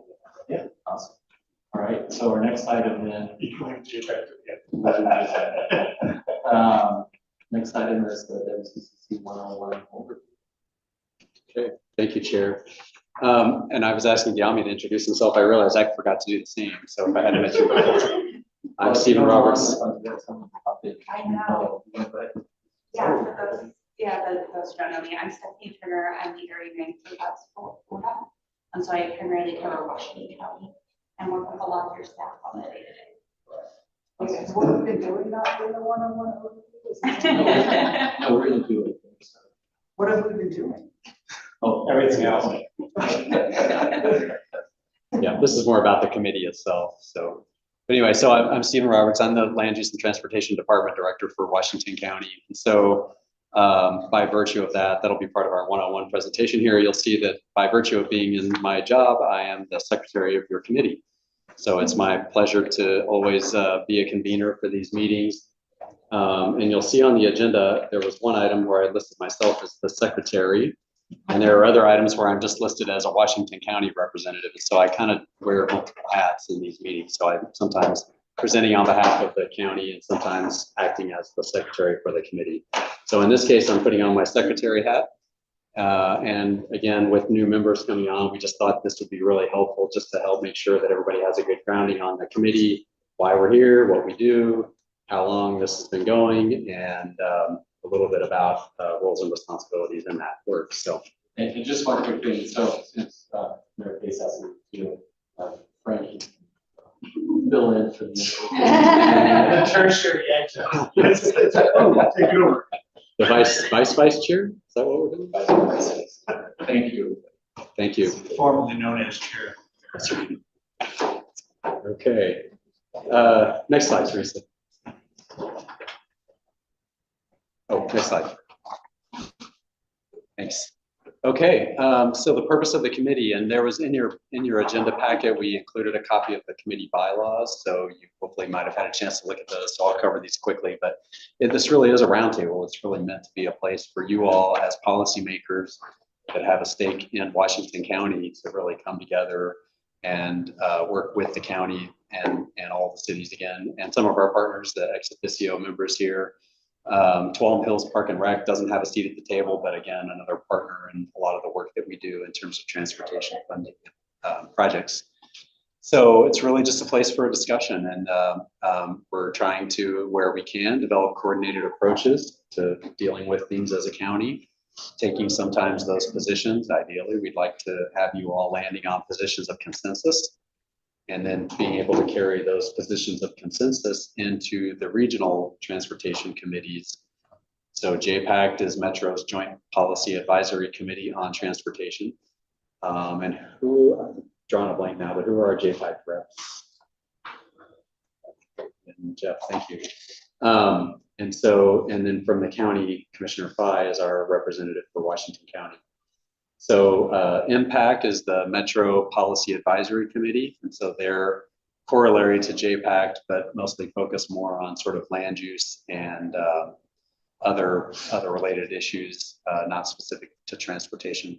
Region 1 Act, we talked about earlier, obviously we elected some new representatives there. That's the ODOT Region 1 Advisory Committee, and Region 1 covers the eastern part of Washington County, all of Multnomah, Clackamas, and Hood River. Yeah. Counties, so a little bit different geography there. And then your committee here has some specific roles that have been delegated by the board in the Major Streets Transportation Improvement Program in the TDT, and we'll look at those in the next slides. Thanks. So we've covered some of this already a little bit, but I do want to make sure that everybody has a good, clear understanding of some of these responsibilities. So this committee is a policy body. We mentioned earlier, there's the TAC, the Transportation Advisory Committee. So those are staff members from each of the jurisdictions that meet and work on which items to bring forward to this committee. So they're doing a lot of the groundwork and doing a lot of collaboration with each other all the time. And so I really want to compliment your staff at the city levels and our team at the county really do a good job of staying in touch. So then your body, specifically, now we're looking at MSTIP, has responsibility around the review of proposed projects and actually proposing projects that could be considered for funding when it's available. And then ultimately, this committee makes a recommendation to the Board of County Commissioners. So the board ultimately allocates the funding. They always want to hear from this committee, and for the most part, generally adopt the committee recommendations. At least in the past, that's been pretty consistent. So by the time we get to the point of making a formal recommendation to the board, there's been a lot of vetting, usually a year or more of work happening at the staff level and engaging with you all here at this table before we get to the board. And I want to make sure that it's clear that we're also engaging our board members throughout that process too, so that they're not caught unawares by anything in that process. Yes. Different from JPAC, right? There is no requirement from the county board to accept or collaborate on the decision makers between Metro and JPAC. Correct, and that's a function of the federal requirements around the MPO function and Metro being the MPO. And so, yeah, JPAC is a key part of that, and then Metro Council is a key part of that, and the two of them do have to agree. Come to agree. Yeah, on transportation topics. We can make a recommendation, and the county board can go, that's great, or they can go, yeah, go to the way. In theory, I think the relationships are better. Usually better. Yeah. Usually fairly well. Yeah, yeah. And I don't know if Commissioner Fry wants to say anything on behalf of the board. Okay, good. Not gonna wade into that one. No, the structure that exists is what you're describing. Yeah. We're not, I think it came out last time when WCCC was added to the list of boards and commissions. So we've had a robust conversation around the structure and being rooted to how effective WCCC has been for the county, and there's been no change. Okay, and then the board ultimately, as I said, they're ultimately the decision maker about funding. So they give us, we work with the board to get some broad parameters around funding expectations. How big of a package do we think that we can put together? And then close the loop with them again with your recommendation for funding. Next slide. So similarly for the transportation development tax, as I said, that is a county-wide program. It was approved by the Board of Commissioners and then ultimately by the voters of Washington County in 2008. And that established this tax that really is a system development charge, applies to new development at the time that building permits are obtained.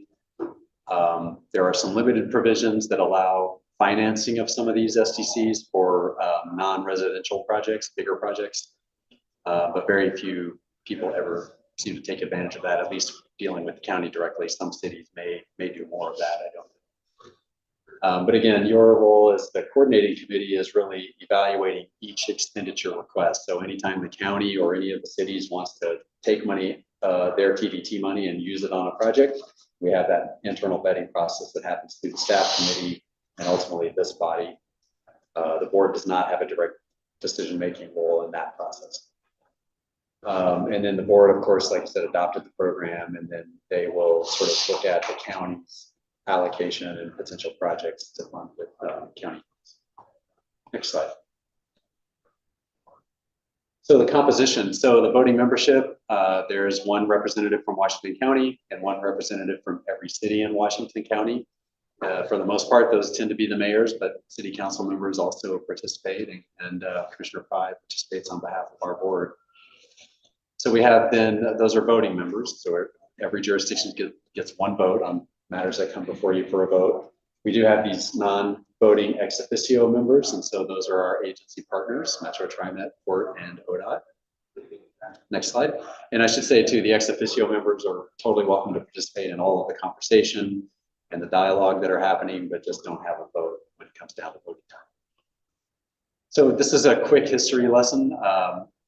This was actually a bit of a learning exercise for me, going back and looking at some old records, but the committee formed as early as 1982 with a small core group of cities, Hillsboro, Tigard, Tualatin, and Beaverton, and Washington County. And at the time, it was sort of limited to those four cities in the county.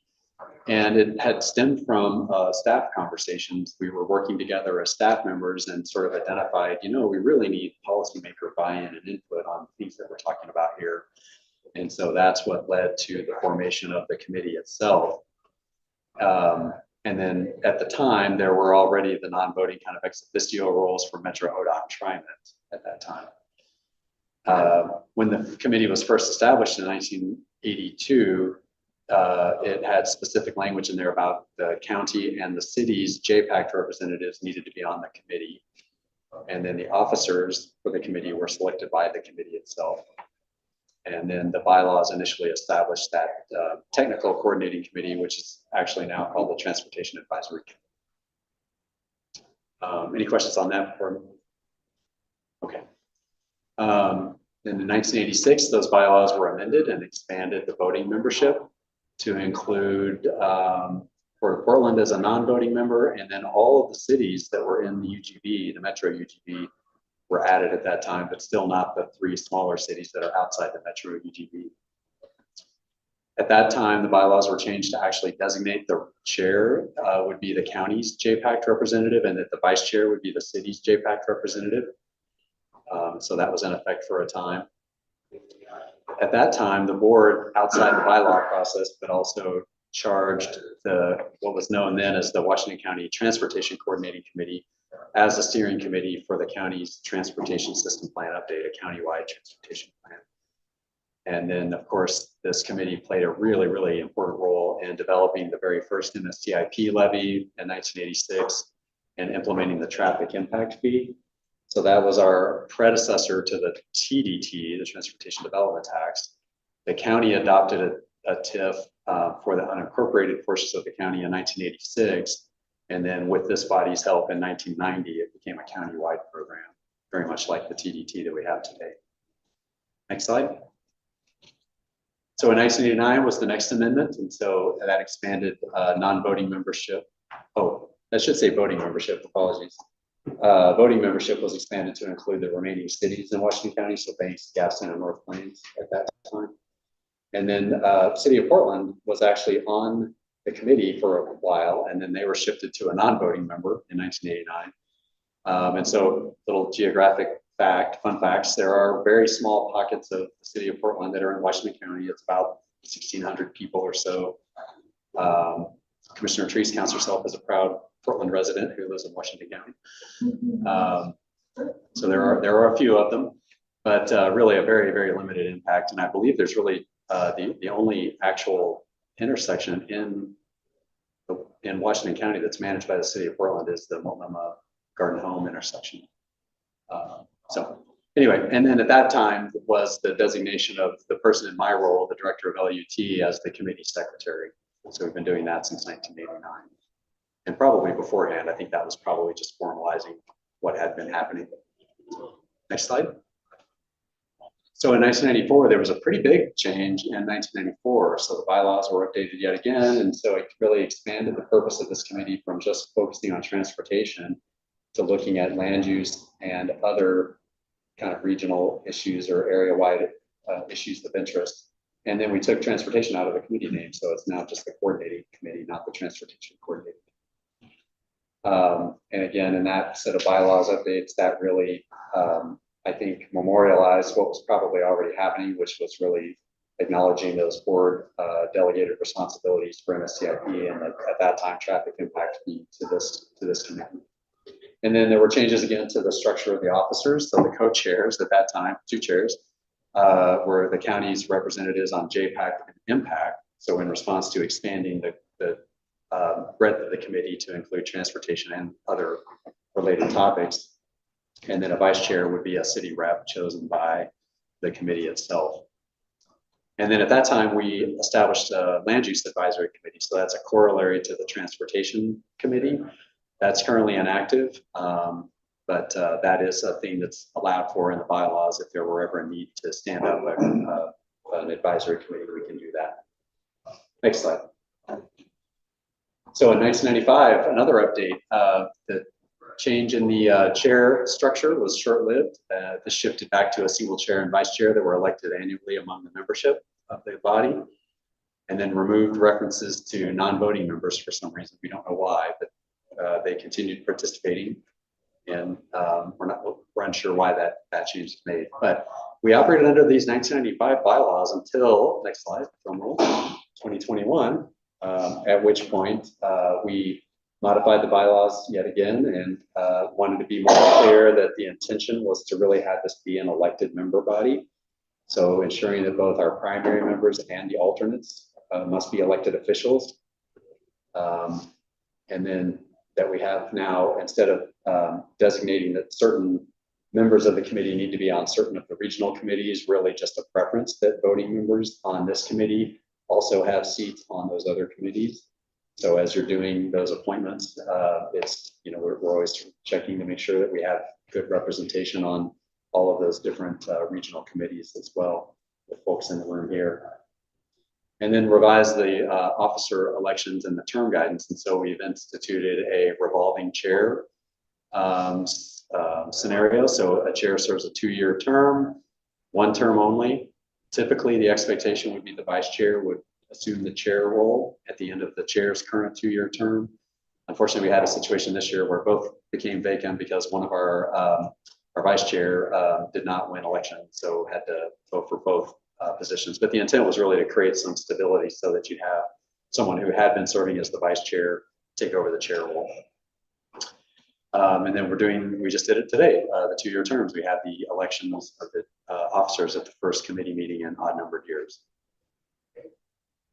And I want to say before we move out the slide, Commissioner Roy Rogers just left office at the end of the year, but Roy was the chair of this committee probably from around 1986 or 87 up until 2021. So he did about over 30 years, I think, of service on the committee.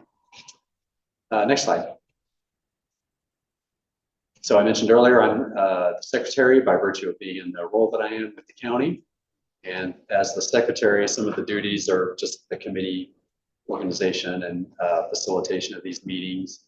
And then Jessica here, Jessica Pels, is a policy analyst for our department. She does a lot of the work on actually assembling the agendas, coordinating with our internal team, making sure that we have the relevant topics coming forward to you all.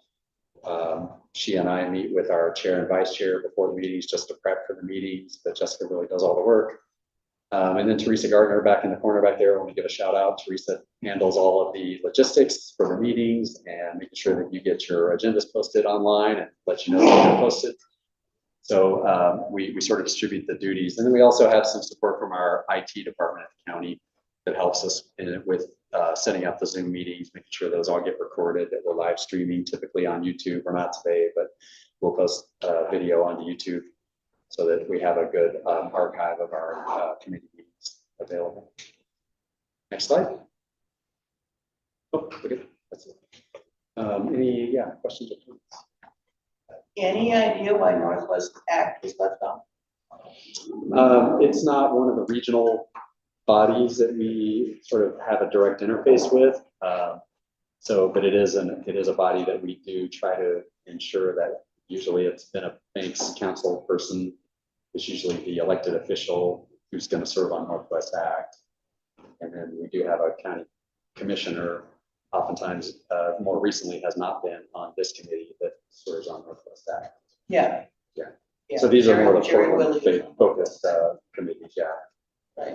Well, and I think too, Northwest Act kind of clips the Northwest, kind of like Cornelius has an option B, or Region 1 or Northwest. I think you're Forest stuck Grove in. is Northwest or Region 1. I think we kind of have a little. Yeah, the boundary's a little. It's a I'm little. gonna step in here. The boundary's a little bit fuzzy, but I think the way to remember it is Northwest Act is really banks and sort of other areas that are west of Forest Grove, north and west of Forest Grove, and then. Or according to ODOT's a little bit more than that. But yeah, and it goes all the way back to the border of North Plains, essentially, like the Dersham interchange on Highway 26. So yes, it's a little bit of a fuzzy boundary. Right. Yeah. Yes, the Northwest Act, and it's great that I'm assuming you'll continue on Northwest Act as well. Since I'm the second chair. Yeah, great. Yeah, that's good. Yeah. Any other questions or comments or committee discussions?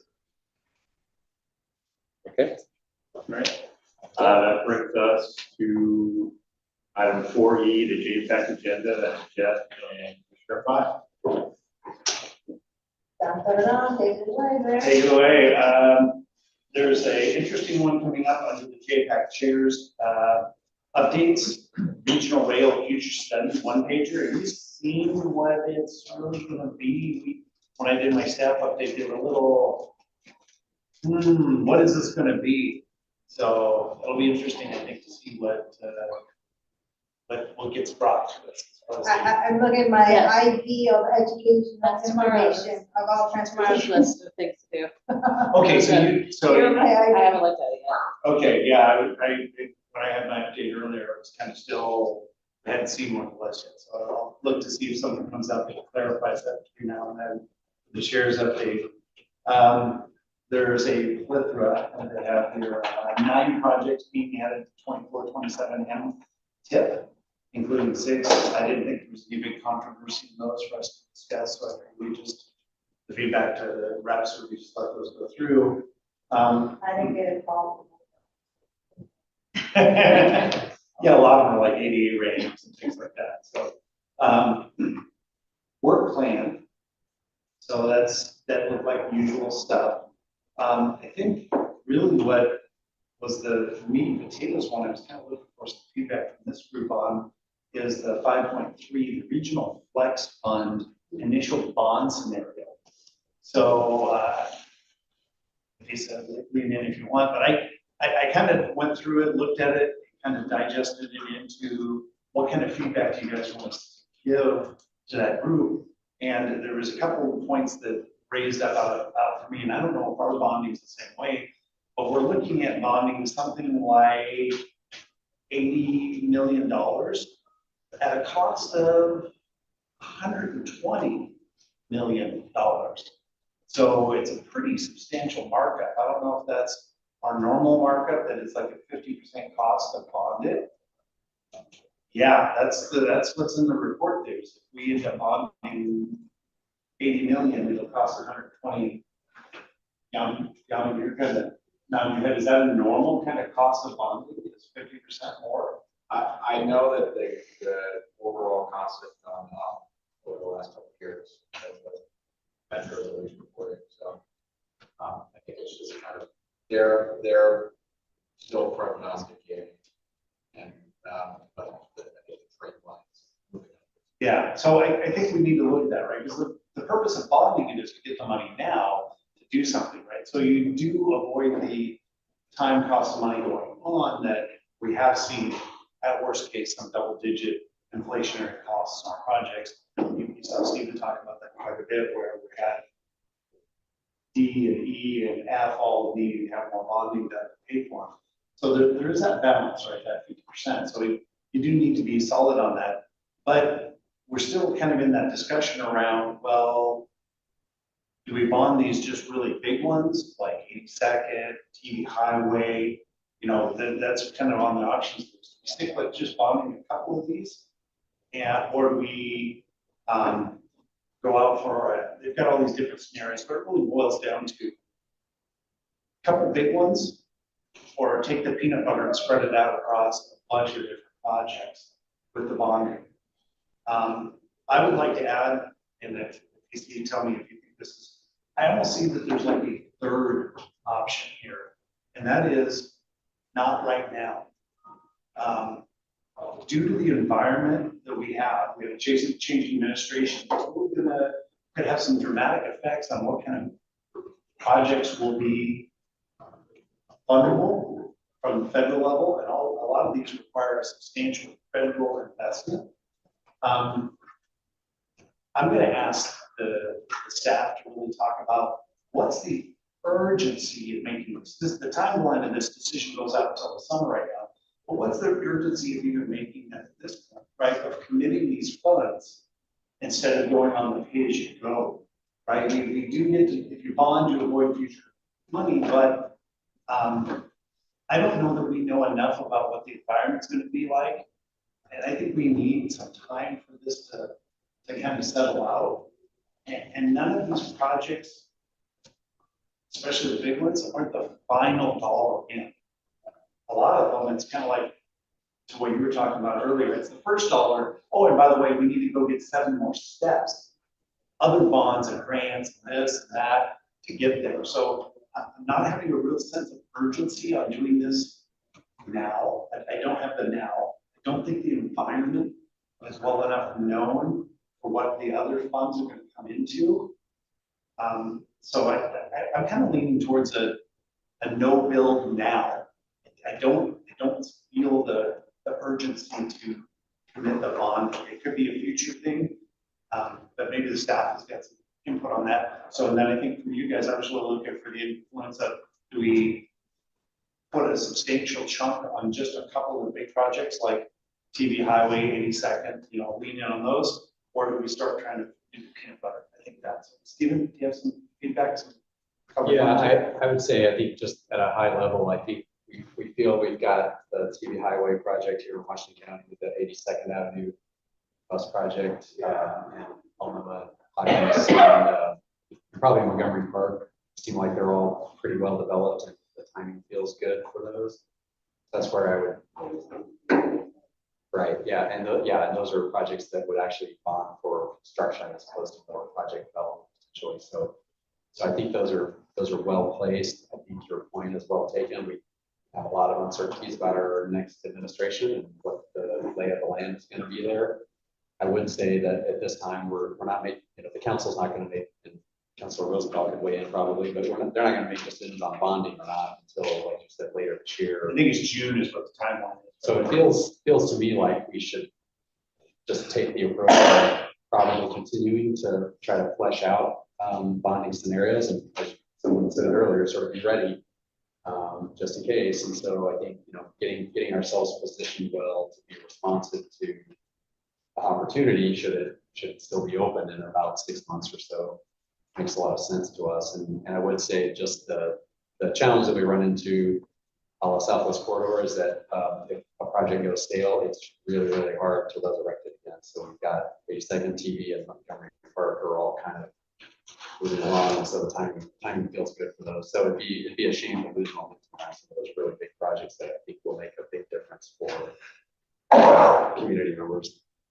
So it's all trade-offs.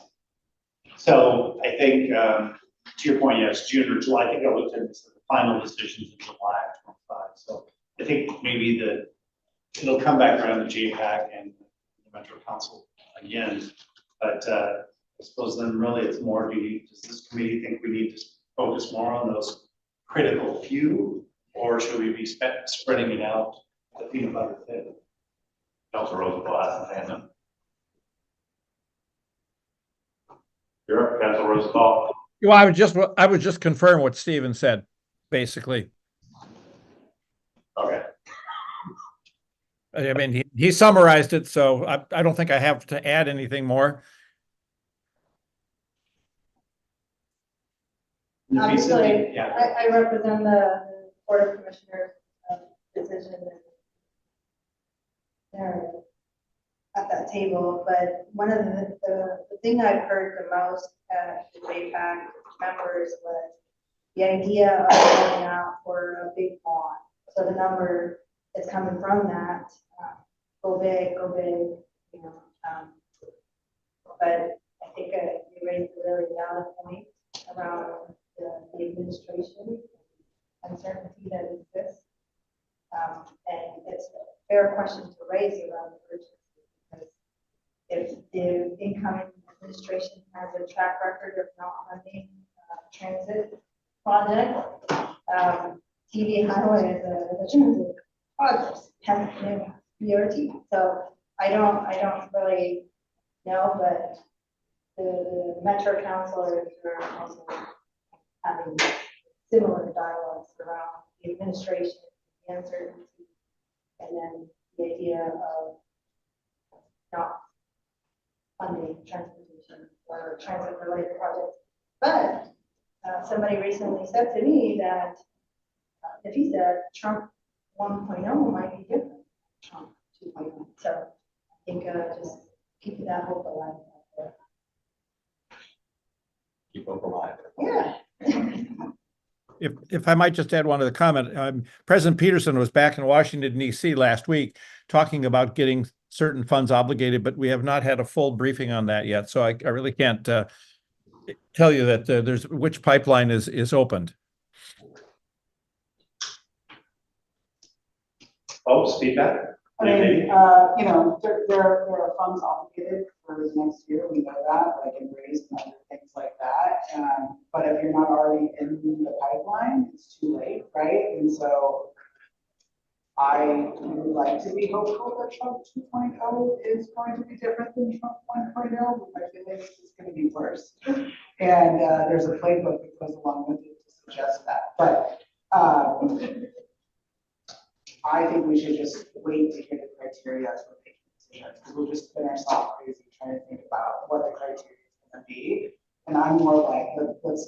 let's play to the game book. They're gonna tell us what they want in kind of grant funding. We'll have to like mourn and bitch for a little bit, but I just think like, once we know what they want, we just gotta make the projects work. I think that's the project. Sorry for this taking minutes. It's recorded on YouTube forever. It's all good. That word is no longer profanity. Let's be along our Others? Steve Young just came over and whispered to me too. I think part of what they're going to be talking about really is the potential bonding capacity. So you're right, in the slides, there was a number of 84 million as kind of an optimistic upper end for the amount of bonding, and then 127, I think, was the payback. Cost of. And that's right. It's like when you buy your house, you're buying a $100,000 house, but you're going to pay $200,000 for it for 30 years. They did know just the desire, the program direction was to repay the bond in 12 years. So it's kind of an aggressive schedule. But, and so that overall cost could be more. Where they finding money from? It's future regional flexible funds. And which come from the federal government? Those are, it's a collection of different federal funds. Right. Right. You can quote me. Right. These are long-standing programs that have survived a lot of administrations, I think, for the most part. So, But will they survive Elon Musk? We don't know. Yeah, that's right. Yeah. Well, and to the point, counterpoint, right? I think we're not making the decision now. I think we all share a concern, but if we're going to go one way or another, is there any, based on the 5 options they basically gave us, is there any feedback from the group that you'd like Nafis and I hear Thursday on? Basically the maximize the RTP outcomes. That really speaks to 82nd TV Highway, Montgomery Park, and then the transit access would be a priority Burnside Bridge project. And then they have a hint towards 99E, but I'm not sure what that really is yet. Or do we go somewhere else? Do you guys have any feedback? I just think that those streets in particular are value-based. Like when we're talking about town, we're talking about TV Highway, we're talking about diversity and underserved communities. I just don't think that language is going to get us forward. So my suggestion would be not to change them, but to think about the audience that we're speaking to and making sure that we have other facts besides low socioeconomic, climate change, heat maps. Like those are our values in Oregon. I don't think they're going to be reciprocated. That doesn't really need to change the projects, but just my hope is the way that we talk about them considers the audience we're being delivered to. We don't have to change our values, but how we get there is going to be different. We've got to be Like an emphasis on framework. yes. Yeah, I mean, there are things in there that they will like, so just shape the argument based on who's funding. Well, and you see the economic opportunity, right? You look at the expansion we did down in Milwaukee and the development that occurred around that, right? Yeah, there is a real opportunity for economic uplift in the area and business development. When we do these kind of investments that make the area look better, move better. I mean, I think those are talking about points on this. My concern is you said these are the first dollars in. You're gonna bond first dollars in.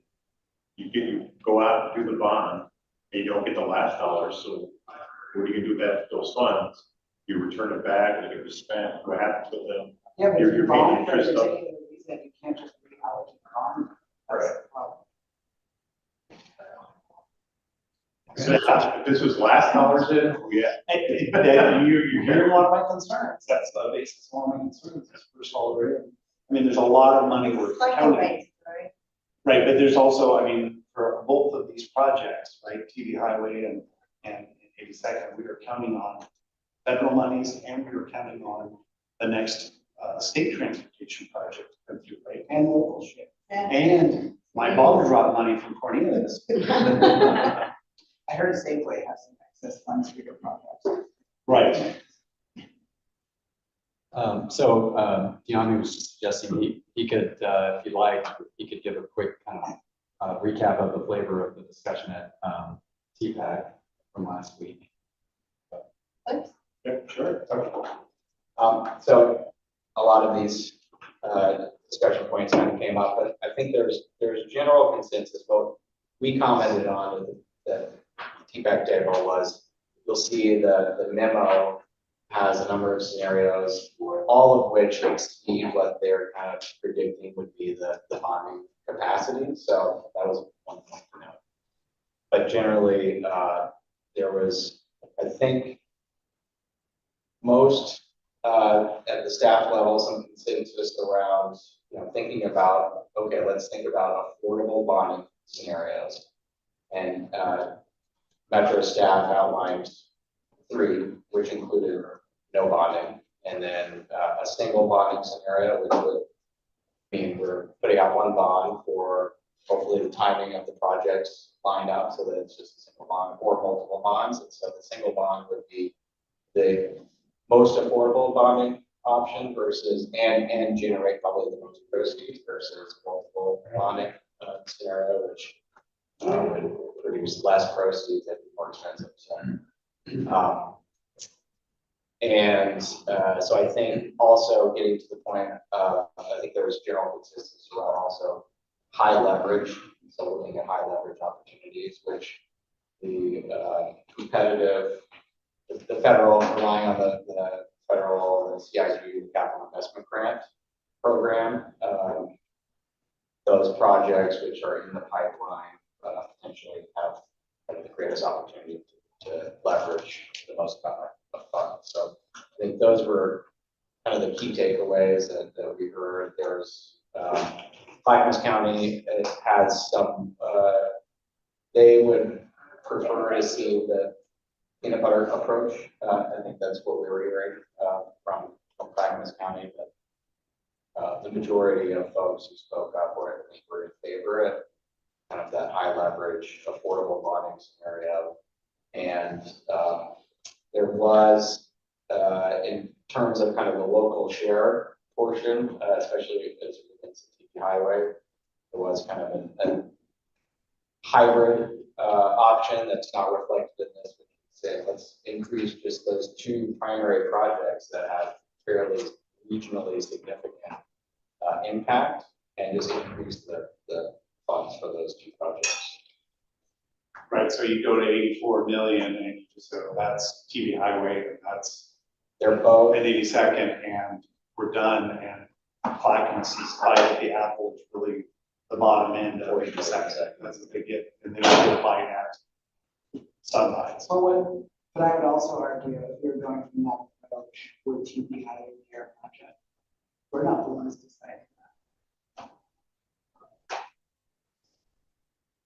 What's the significance to the local match? Could you say that again? Like, would local match reduce if that was the approach that would? potentially. Yeah. I think there's still some funding strategy conversations that are being had with both of those projects, but I think that's the assumption as we lower the. And Helena, your consensus. Right. Yeah, and the projects in Washington County specifically that are up for discussion are the TV Highway Transit Project. There's also the 185th Max Overcrossing Project is in one of the scenarios at least. And I think those are the two. Those are the 2 general projects. That's really the 2 options. I don't know what you're thinking as far as the 3rd option. Right now it's on the list as TV Highway 185th Overcrossing. The 185th Overcrossing is kind of down at the 99E. Yeah, I mean, we voted on it based on Biden administration funded. I don't know, it might change your mind. Like, I don't think TV Highway is going to get the federal lift that it needs to happen because it's so focused on equity and climate. Which again, I'm not arguing with those points. I'm just saying, like, I do not think that is going to be the project that gets over the line for Trump administration. It'd probably be a Highway 6. So it's hard for me to like say, let's go gun forward and do first in bonding on the project. Very likely that also requires every city along there to contribute money, and with Beaverton $10 million budget deficit. I don't know how we could do that. We're in a similar situation, maybe you're not, but when we start really looking through it through a lens of like, will this project actually get over the line and get done?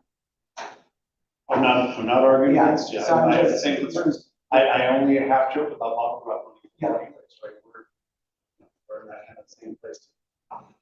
I think the main focus for TV highway, I don't know the committee. Well, The main focus is safety. Because that's the thing that elevates is safety and economic development. That's the two goals that I would they have a keep hard time arguing that BRT is gonna have economic vitality, but I'm interested in reading the criteria. Mayor Beatty, I would just say that federal funding for TV highway, since that would be CIG funding, everything is uncertain. We don't know what's going to happen and what kind of guidelines they won't change.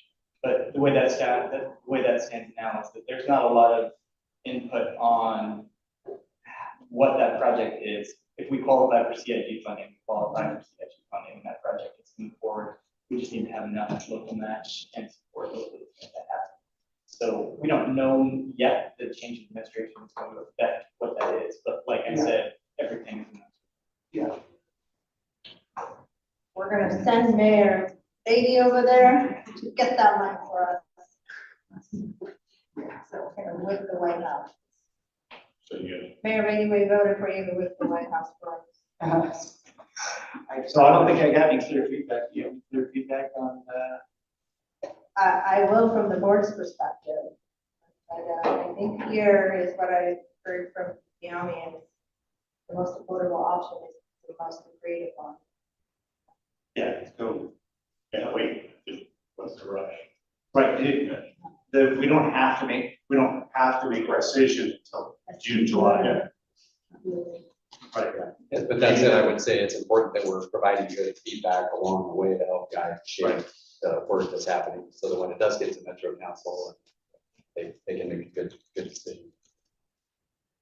Right, I think that to your base point, if it looks like a saleable product, I think we're still all aligned to highway. And we understand the desire for the second, but if it turns into something different by the time I we mean, get to we get to June or the July. funding, but we still gotta, like, we gotta state transportation package that's saying no new growth, maintain what we have. I mean, I just think the project has an uphill battle, not because I don't agree with it. I'm not trying to be a naysayer. I'm just saying this is the reality of the situation. No, and I think they were going on it was much to your point, right? Yeah. I wasn't looking at you. No, but I think the Oregonians article on this was that maybe our values as a in Oregon are completely aligned to administration. So it could be a real challenge. Understatement. Yeah, it's being nice, challenge. I think I got enough, right? You got anything else that you think we should be talking about? Well, thanks for the opportunity. That We're brings gonna us stay away to, from supportive housing services. the third rate. As JPAC. Item number 5, other business and agency updates. We're short on time, but I know one thing. Timeline for new coordinating committee members and alternate appointments. Jessica, do you have all the paperwork we need for all the different cities, naming who's who, and when's it due, what's the process? Yeah, not yet. I don't think so. I think we're just asking to update us as soon as possible once those decisions are made by your city council. I know we didn't turn anything yet. Yeah. They did, I don't know what it was, because I'm in, and then there's no alternate. Well, then you're easy. Much like the last 15 years. Right. So does that just the same person and alternate? If no You still need a changes. refresh. No, if there's no changes, it's fine. You don't have to. Okay. Just So- new ones. So those folks with change of personnel, please get that information to Jessica so she can update the rosters, so that you're notified of the meeting and included. We know who's primary and who's alternate. Anything else for the order today? We're about 9 minutes left. I want to thank everybody. Got anything, Stephen, or Jessica? No, just appreciate you all. It's great to see you in person. We probably won't do it again until next year, so. Based on the successes of today, we're going to go ahead and schedule our next in-person January 26th. We're going back to virtual. I think we've all gotten spoiled by being virtual. Well, and maybe that's a good question for the committee. I think that was definitely the consensus a year ago. Yeah. And if you want to be in person, this is my preferred. We did it here for 30 years. Yeah, so why change a good thing? That's right. This is kind of the crossroads. All right, any critical updates from members? I don't have any update, but I just want to say the new mayors, new councilors I got elected, welcome to the bubble. Anything else? Okay, we'll go ahead and call this meeting to an end. Have a good afternoon. Thank you all. Hey. We got what you need for Washington.